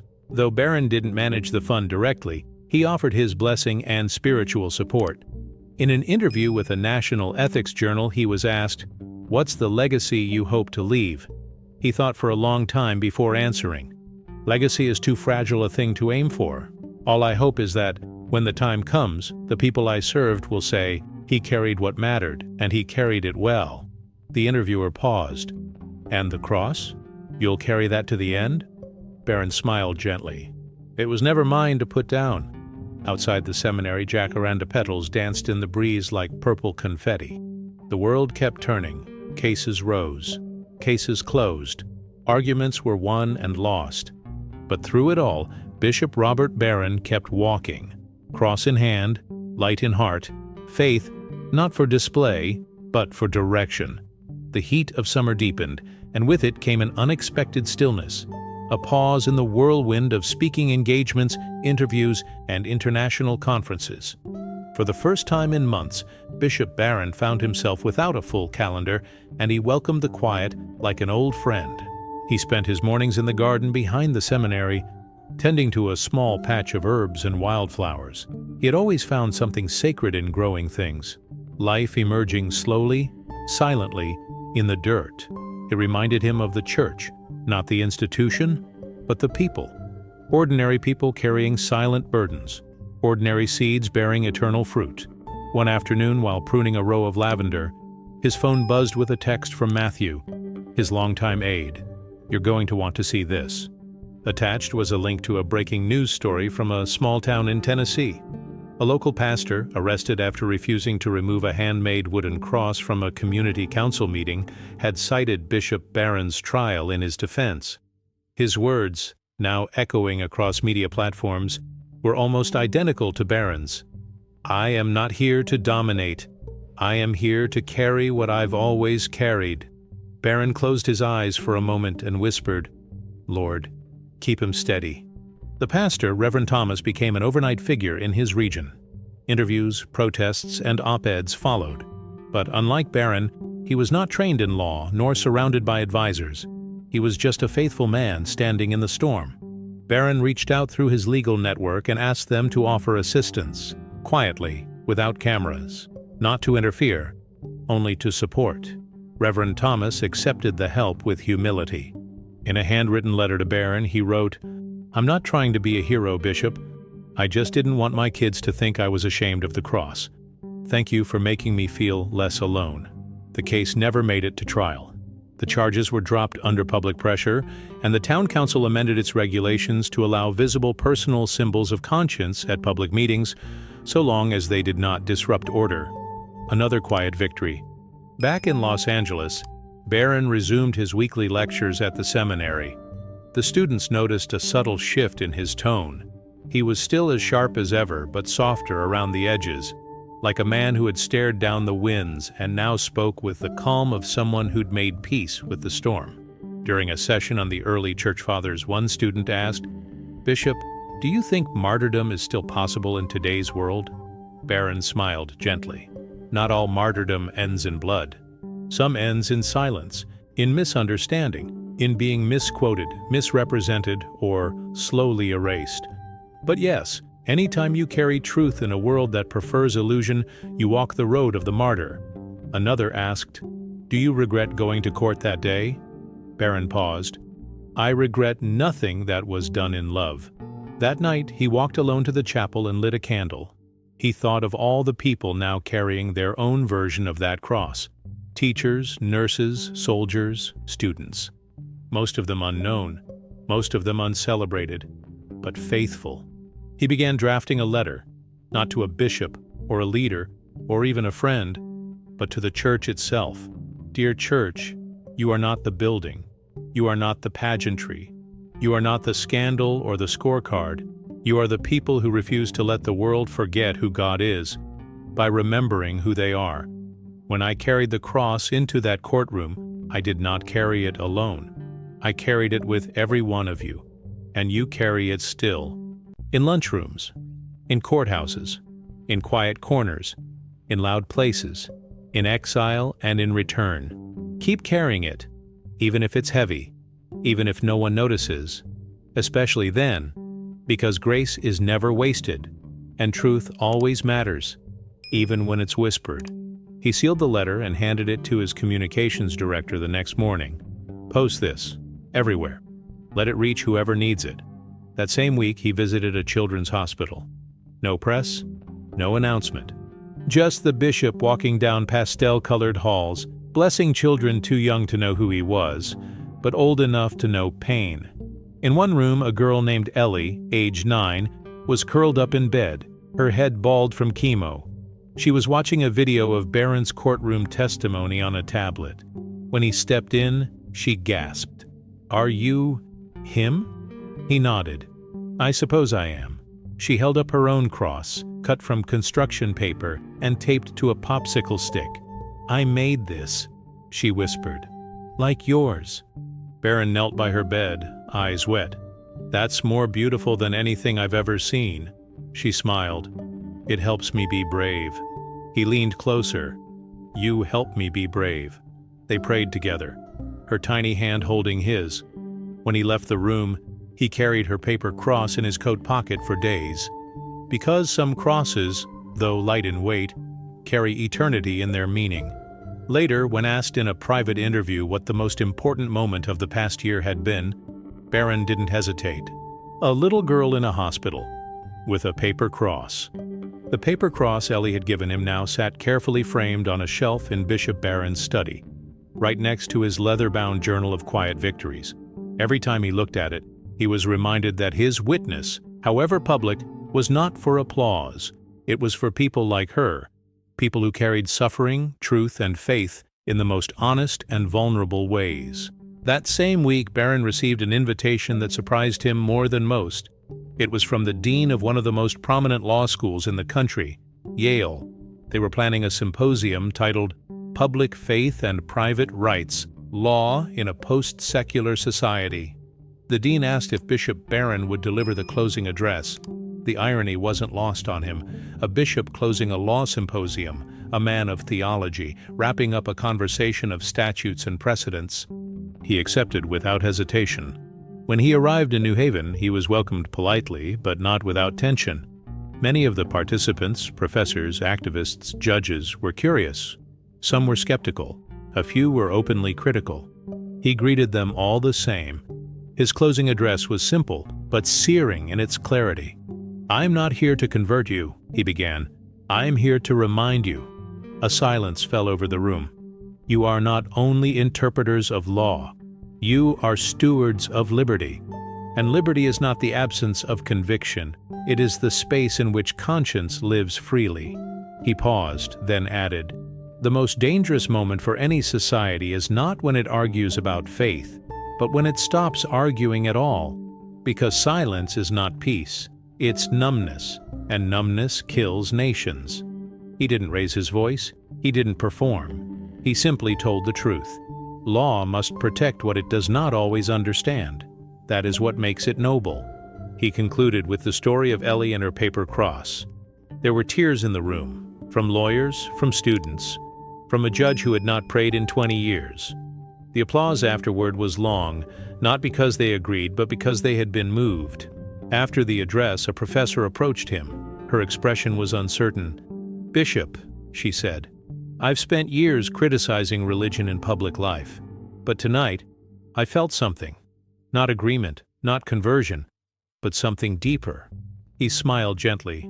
Sometimes the soul remembers what the mind has forgotten. That evening, as he walked through the campus quad, a group of students gathered around him. They weren't looking for doctrine. They were hungry for wisdom. "What does it mean to be holy in public?" one asked. Barron looked up at the stars. "It means being fully yourself," he said, "with love, with humility, with courage, and with the understanding that the world may not applaud, but heaven will." Boom. The next morning, before his flight, he stopped by the university chapel. It was quiet, almost empty. He lit a candle and sat in the last pew. No notes, no speech, just presence, just silence. Back in Los Angeles, the seminary resumed its rhythm. The students returned from summer recess, and Barron resumed his lectures. But a quiet anticipation had begun to build. Rumors swirled in clerical circles. The Vatican was reportedly considering a new position, an international envoy for interfaith dialogue and religious freedom, a bishop who could walk between nations and speak to both faith and law. Barron's name was on the list. One evening, while walking along the corridor, Father Joseph approached with a folded envelope in hand. "It came," he said simply. Barron opened it beneath the glow of the corridor's lamps. The seal of the Vatican marked the header. The contents were brief. "By the will of the Holy Father, you are hereby appointed as Pontifical Delegate for Religious Liberty and Conscience in the public sphere." It was an honor unlike any he had expected. Not a promotion, not prestige, a cross, a new one he would carry with solemnity. He accepted with grace. The appointment meant travel, diplomacy, and dialogue with world leaders. But he made one request to Rome, to remain in Los Angeles as his base. "My mission began here," he wrote to the Pope. "Let it continue here." Permission was granted. As word of his new role spread, media outlets reacted with predictability. Some hailed it as a bold move. Others rolled their eyes at yet another religious voice in politics. Barron didn't respond to any of it. He returned to the hospital to visit Ellie. She was weaker now, thinner, her voice softer. "You still have my cross?" she asked, a smile on her lips. "Always," he whispered. "And now I'm taking it around the world." She giggled. "Tell them it came from me." He kissed her forehead. "I will." 2 weeks later, Ellie passed away. Her family asked Barron to celebrate the funeral mass. He did so with trembling reverence. At the homily he said, "Ellie's faith was made of paper and glue, but it was stronger than steel, because it came from a soul that knew the truth before it had the words." He placed her paper cross on the altar beside the chalice. "She carried her cross," he said, voice steady. and she carried it well. That day Barron did not walk out as a bishop appointed by Rome. He walked out as a servant of the church, a bearer of crosses, and he would carry them, all of them, until the very end. Summer faded into a golden autumn, and Bishop Barron's new role began to take form, not in grand summits or televised speeches, but in quiet meetings behind closed doors, in corners of the world where faith was often misunderstood, restricted, or feared. His work as pontifical delegate for religious liberty and conscience took him from bustling European capitals to war-weary villages in the global South. And in every place he visited, he carried the same small wooden cross and a copy of Ellie's paper, one folded safely in his breviary. In Istanbul, he met with Orthodox leaders concerned about increasing pressure on religious schools. In Delhi, he sat in dialogue with Hindu monks and Christian pastors, helping draft a shared charter for interfaith cooperation. In Nigeria, he visited a region where churches and mosques alike had been targets of violence, and where fear had taken the place of neighborly trust. But it wasn't the conferences that stayed with him. It was the moments between them. Like the woman in Beirut who whispered, "I've hidden my cross under my coat for 5 years. Today I put it on the outside."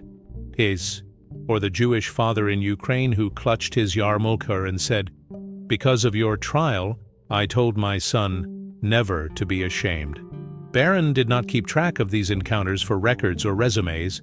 He called them seeds, scattered, invisible, holy. In every country, he made a point to visit the poorest churches, the most forgotten chapels, the most overlooked corners of conscience. He would sit with the faithful, not as a guest of honor, but as a fellow pilgrim. Sometimes he spoke. Other times, he simply listened. In Poland, a nun approached him after a mass celebrated in a crumbling convent. "You walk with quiet authority, Bishop," she said, "the kind that makes others brave." He smiled gently. "I only walk with what others have given me. Their courage carried me first." Back home in Los Angeles, his absence was felt, but not in emptiness. Rather, in anticipation. Every time he returned, the seminary brimmed with new life. His students, inspired by his mission, formed small study groups around conscience and vocation. One group called themselves the Quiet Carriers. They weren't activists. They were future priests, nurses, teachers, artists, men and women who believed that faith, when lived with integrity, could change the world one silent act at a time. Barron met with them during one of his brief returns. "Tell me," he asked, "what does it mean to be a quiet carrier?" One student replied, "It means you don't wait for permission to be faithful." Another said, "It means you walk into uncomfortable rooms and don't leave your soul outside." Barron nodded, deeply moved. Then one young woman, perhaps 19, added quietly, "It means we remember that holiness never needs applause." Tears filled his eyes. That night, as he sat alone in the chapel, he looked at the candle flickering near the tabernacle and whispered, "Lord, they've heard you, even now, even here." The following month, Barron received a request from the White House, a private roundtable on religious liberty and cultural pluralism. Not for cameras, not for headlines, just discussion. He agreed, on one condition, that the room also include voices from every major faith, and some with no faith at all. When he entered the room, he was greeted by more than politicians. There were imams, rabbis, a Buddhist nun, a Wiccan representative, 2 atheists, and a professor of comparative ethics. It was one of the most diverse gatherings he had ever seen. He opened with a simple observation: "If we do not make room for one another's conscience, we will soon have no room left for our own." What followed was hours of honest, sometimes tense, always respectful dialogue. At one point, the Wiccan representative asked him, "Do you truly believe I should be able to practice freely, even if we disagree entirely on truth?" Barron nodded. "Yes, because truth is never afraid of shadow, and love does not require agreement. It requires space." Later, one of the atheists shook his hand and said, "I don't believe in God, but I believe you believe, and that matters more than I thought." After the meeting, a senior policy advisor walked beside Barron to his car. "You know," the man said, "I was skeptical about bringing you in. I thought you'd lecture, but you just listened." "That's what conscience does," Barron replied. "It listens first, then it stands."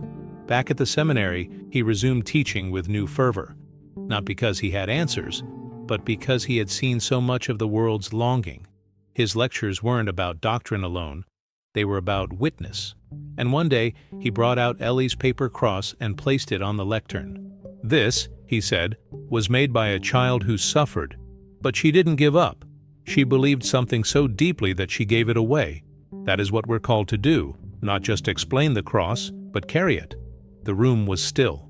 And then, one by one, students reached into their bags, their pockets, their hearts, pulling out small crosses, notes, tokens, symbols. They placed them on the table. A quiet procession of conviction. Barron didn't say a word.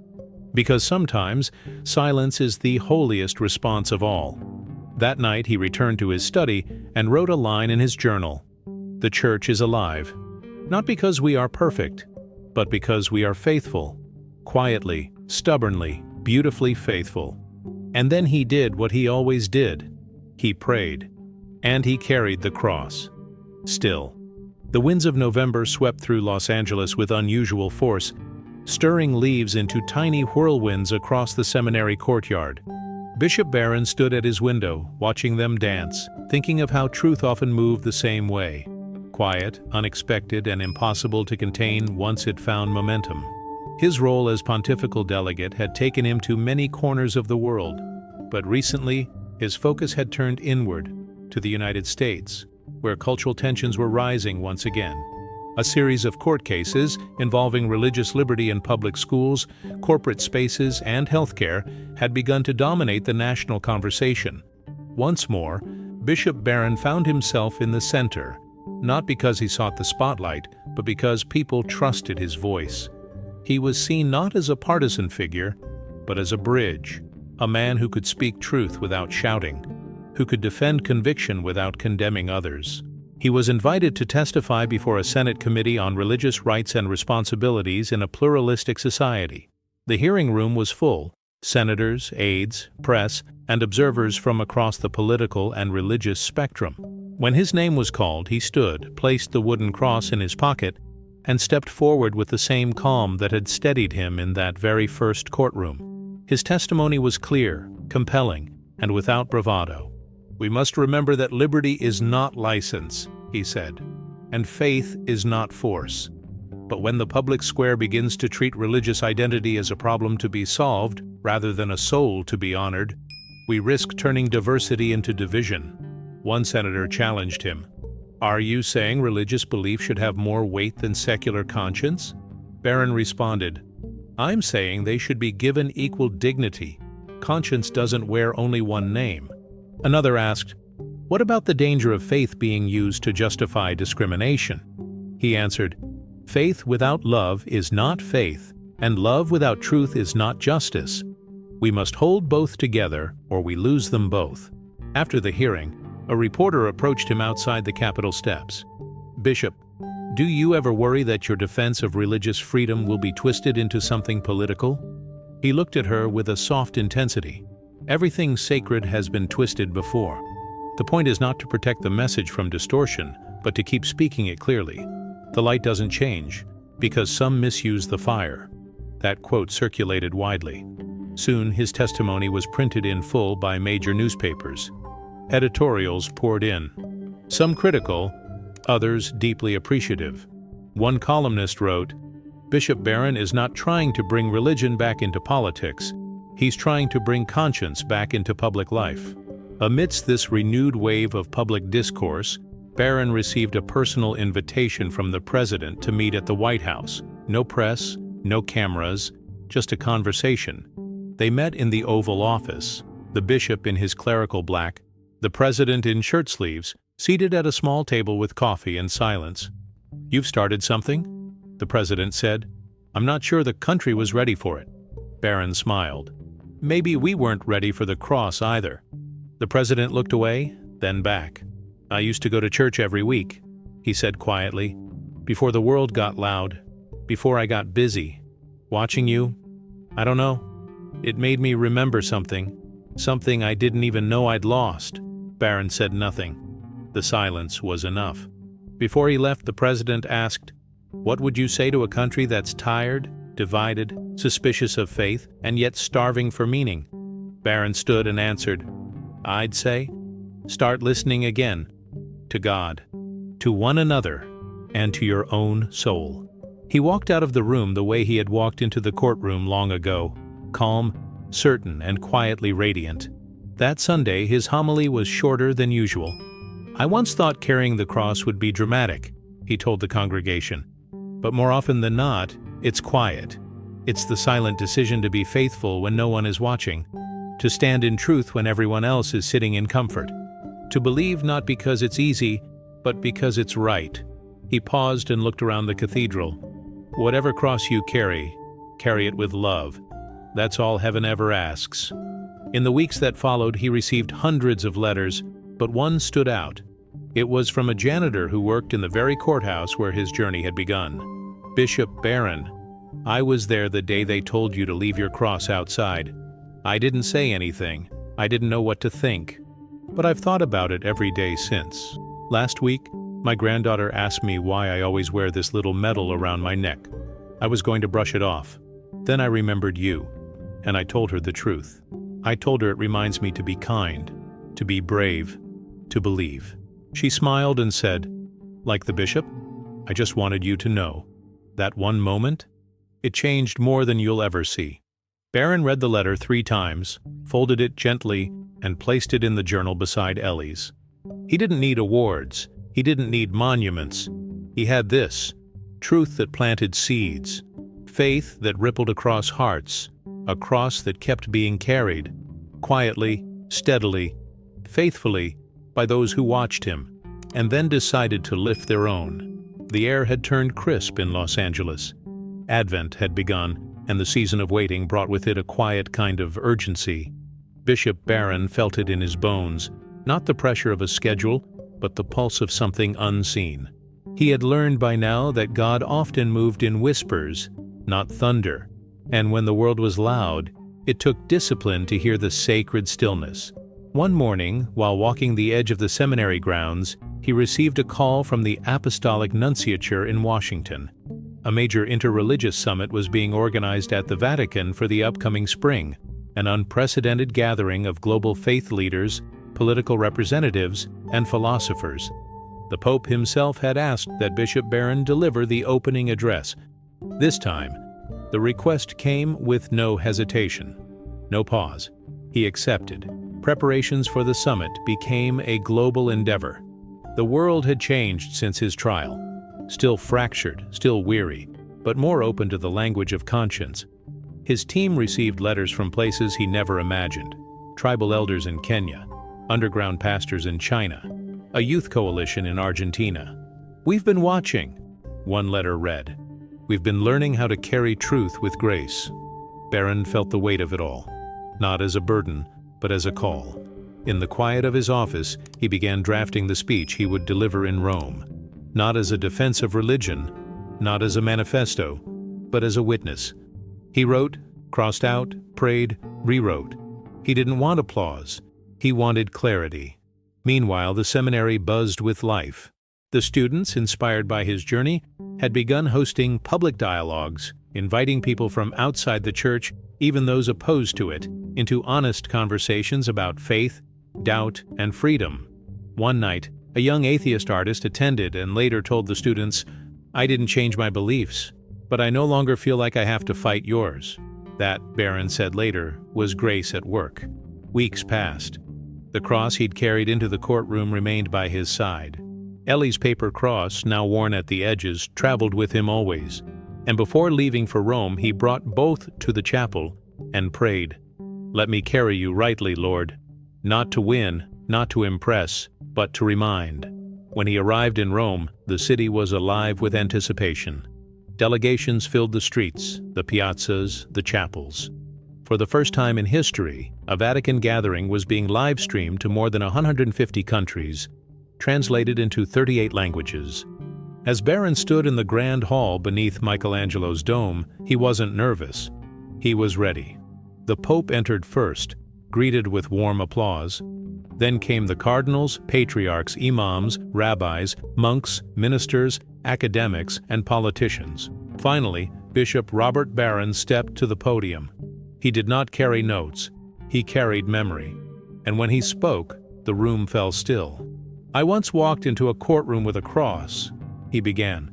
"I didn't walk in as a rebel. I walked in as a son, a citizen, a believer." He scanned the room slowly. "They asked me to leave it outside, and when I refused, they fined me. Not because I shouted, not because I disrupted, but because I carried what I could not put down." He let the words settle. "That moment taught me something. That conscience is the last place where truth hides when the world gets loud." He continued, "Faith is not a threat to freedom. It is its companion. And liberty is not diminished when faith is allowed to breathe. It is made human." Heads nodded, eyes moistened, hearts opened. "I did not carry the cross to challenge power," he said. "I carried it to remind the world that power, too, has a soul." He told the story of Ellie, of Reverend Thomas, of the janitor in the courthouse, of the atheist professor who had become curious again. Each story was a flame in the darkness. And then he concluded, "We will not save the world with noise. We will not heal division with arguments. We will not redeem the public square with force. We will do it with presence, with conscience, with courage born not of rage, but of reverence." He held up the small wooden cross. "This is not a weapon. This is not a slogan. This is the shape of truth carried with love." The room rose to its feet, not in political applause, but in reverent agreement. After the address, the Pope embraced him. "You did not just speak to the world," he whispered. "You reminded the Church of her voice." That night, as Barron returned to his room in the Vatican guest house, he knelt by the window overlooking the city and prayed silently. There were no cameras, no clapping, only God, only the stars above Rome. He opened his breviary, unfolded the paper cross, and placed it gently on the table. Ellie had walked her path. Now he would keep walking his. Across borders, through conflict, beneath misunderstanding, and into the hearts of people who no longer feared that their faith had to be hidden.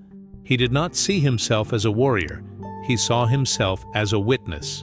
And the cross he carried had never shone brighter. When Bishop Barron returned from Rome, something had changed, not in him, but around him. The world felt softer, more attentive. Conversations that once met faith with suspicion now welcomed it with curiosity. Leaders who once kept religion at a careful distance now leaned in, asking real questions, not for political gain, but for personal clarity. He returned to Los Angeles just in time for the Feast of Christ the King. The cathedral was full. The faithful gathered not to celebrate his triumphs, but to lift their hearts toward the one who carried the first and final cross. During his homily, Barron stood without his prepared notes. "There's a lie we've been told," he said, "that faith is only real if it's kept quiet. That belief is only beautiful when it's private. But the gospel never asked to be hidden. It asked to be lived." He held up Ellie's paper cross. "This was made by a child who knew that God doesn't require grandeur, only honesty. She carried this in a hospital bed. And now I carry it everywhere I go, not as a relic, but as a reminder." The cathedral was silent. Then he said it. "Carry your cross, not just in times of suffering, but in times of silence, in conversations, in classrooms, in courthouses, in cities, and in the quiet corners of your own heart, because the cross was never meant to be a symbol of shame. It was meant to be a way forward." After the Mass, people lingered. They didn't want to leave. One woman came forward holding her husband's hand. "Bishop," she said softly, "we were going to divorce, but your story, your persistence, reminded us what it means to keep showing up, to keep carrying each other." Another, a college student, said, "I wore my cross necklace for the first time to class this week. I was scared, but when I thought of your trial, I wasn't alone. Barron didn't try to hold these stories. He let them live. Each one was another ripple. That week he visited the seminary to give a guest lecture to the incoming class. The room was buzzing with anticipation. Many of the students had joined after reading his book or watching the now famous courtroom video. He stood at the lectern, looking out over the next generation of shepherds. "You've entered a world where the soul is often treated as inconvenient," he began, "where the sacred is called strange and the eternal is called irrelevant. But that's exactly why you're here." He held up the wooden cross again. "You're not called to win arguments. You're called to be signs, living reminders, quiet carriers." One student raised a hand. "But Bishop, what if we're afraid?" Barron smiled. "Fear is not failure. Fear means you understand the weight. But courage isn't the absence of fear. It's the decision to walk forward while holding it." Another asked, "What if people misunderstand us, twist our witness?" He nodded solemnly. "They will. But you don't carry the cross to be understood. You carry it to be faithful." They applauded, not because they were inspired, but because they were awakened. That night, Barron returned home and walked the garden path where, many months ago, he had prayed for the strength to walk into a courtroom with his conscience intact. The same wind rustled through the trees, but now it felt different, as if the world itself had leaned in a little closer, willing to hear again what it had almost forgotten. The next day, he sat for an interview with a well-known journalist, one who had been openly skeptical of religion for years. They sat across from each other in a quiet studio. "I'll be honest, Bishop," she began. "When I first heard about your trial, I rolled my eyes. I thought, here comes another religious man looking for a stage." Barron smiled. "You weren't alone. But then," she continued, "I watched the footage. You weren't angry. You weren't defensive. You were just present. And it made me uncomfortable, because it felt like truth. And I didn't expect that." He nodded gently. "Truth doesn't demand. It invites. And sometimes an invitation is more disruptive than a command." She leaned forward. "Do you think the world's ready to believe again?"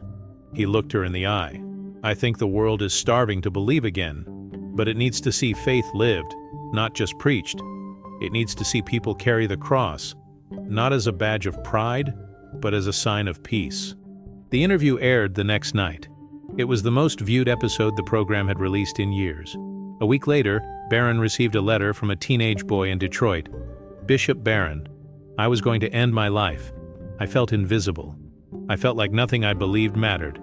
Then I saw your video, and I thought, if a man can carry something that heavy with peace, maybe I can carry my pain a little longer. I just wanted to say thank you. I'm still here." Barron held the letter to his chest, and he wept, not because he was tired, not because he was overwhelmed, but because he understood, finally, fully, what his courtroom moment had become: a spark, a witness, a living parable. He didn't carry the cross to make headlines. He carried it so that others would know they could carry theirs. And now they were. The final days of the year arrived with a quiet reverence. The cathedral lit up for Christmas. Carols echoed in the chapels, and the air carried that sacred stillness only December can hold. Bishop Barron found himself reflecting more and more, not on accomplishments or accolades, but on moments.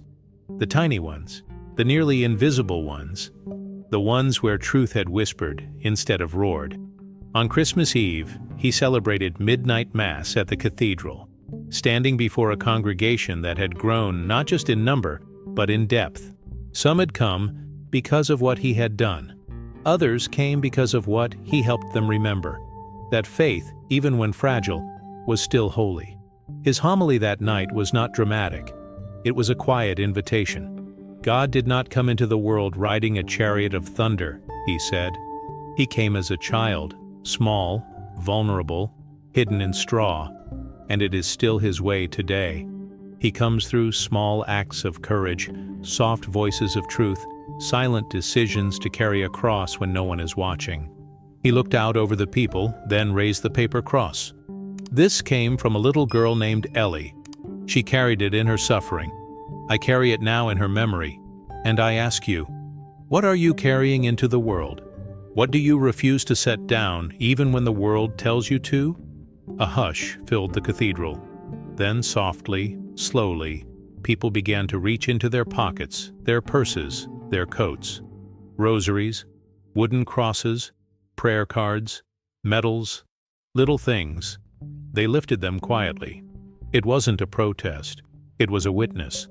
100 silent declarations of identity.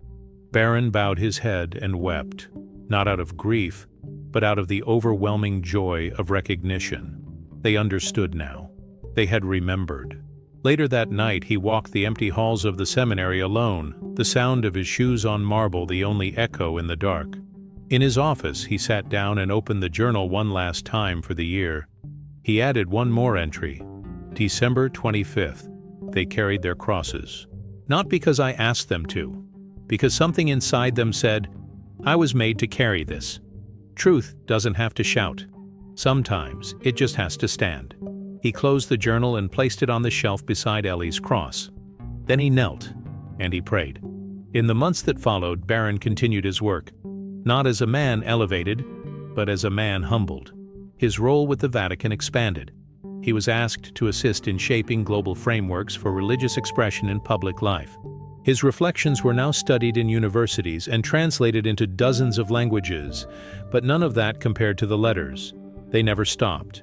From parents, from prisoners, from teachers, from teenagers. One from a woman in Brazil read, I watched your story and decided to wear my grandmother's crucifix again. I had hidden it for years. Now I wear it over my heart. Another from a young Muslim in England, I don't share your beliefs, but you helped me fight for the right to wear my hijab with pride. Thank you for standing for all of us. A final one from a bishop in Ukraine. We watched your trial in our underground chapel. We said, that's what it means to carry truth. Your courage gave us language for our own. Each letter a thread, each soul a flame. Each moment a reminder that witness was not about being noticed. It was about being true. One spring morning, while walking the garden path, Barron paused under the fig tree where he had once comforted a weeping seminarian. The tree had grown taller since then. Its branches stretched outward like open arms, and Barron smiled, because that's what truth did when carried well. It grew, it reached, it sheltered. That afternoon he received a message from the Pope's secretary.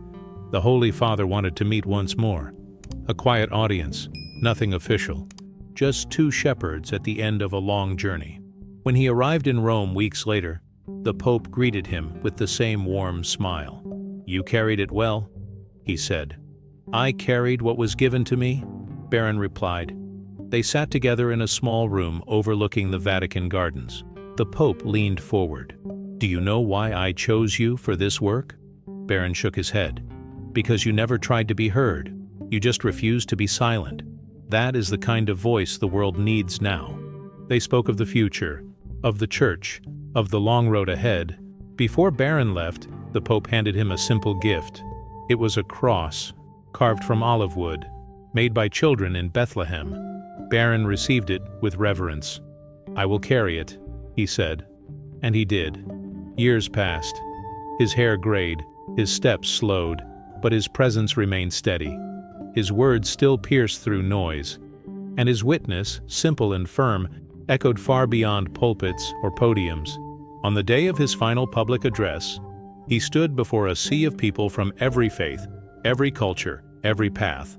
He didn't speak long. He didn't need to. He held up the paper cross. This is where it began, he said, and this is how it will continue. Not with shouting, not with fear, but with quiet courage, with the decision, day after day, to carry what matters. He smiled, and if one little girl could teach the world to carry its truth, maybe we still have hope. The crowd stood, not in applause, but in silence, in reverence, in commitment. They were carrying now, and the world somehow was lighter. And if you've made it this far, maybe something inside you was stirred, maybe something quiet, maybe something holy. Because this story, in the end, is not just about a courtroom, a bishop, or a wooden cross. It's about you. It's about us.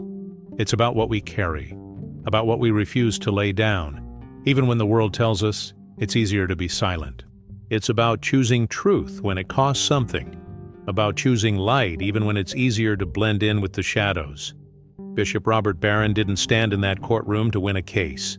He stood to remind the world that conscience matters, that faith, lived with humility, doesn't divide, it invites. That freedom is not found in hiding who we are, but in bringing our whole selves into the world, with courage and grace. And now the question is, what cross do you carry? What truth have you been hiding? What witness are you being called to make? Not through shouting, but through presence, through the quiet, powerful act of showing up, fully yourself. Maybe the world doesn't need more noise. Maybe it needs more witnesses. Maybe it needs you. So if you watch this until the end, maybe it's not a coincidence. Maybe it's a sign that you're ready to carry something real. Don't let the moment pass. Don't put the cross back down. Carry it with love, with peace, with faith. Because when you do, you're not walking alone.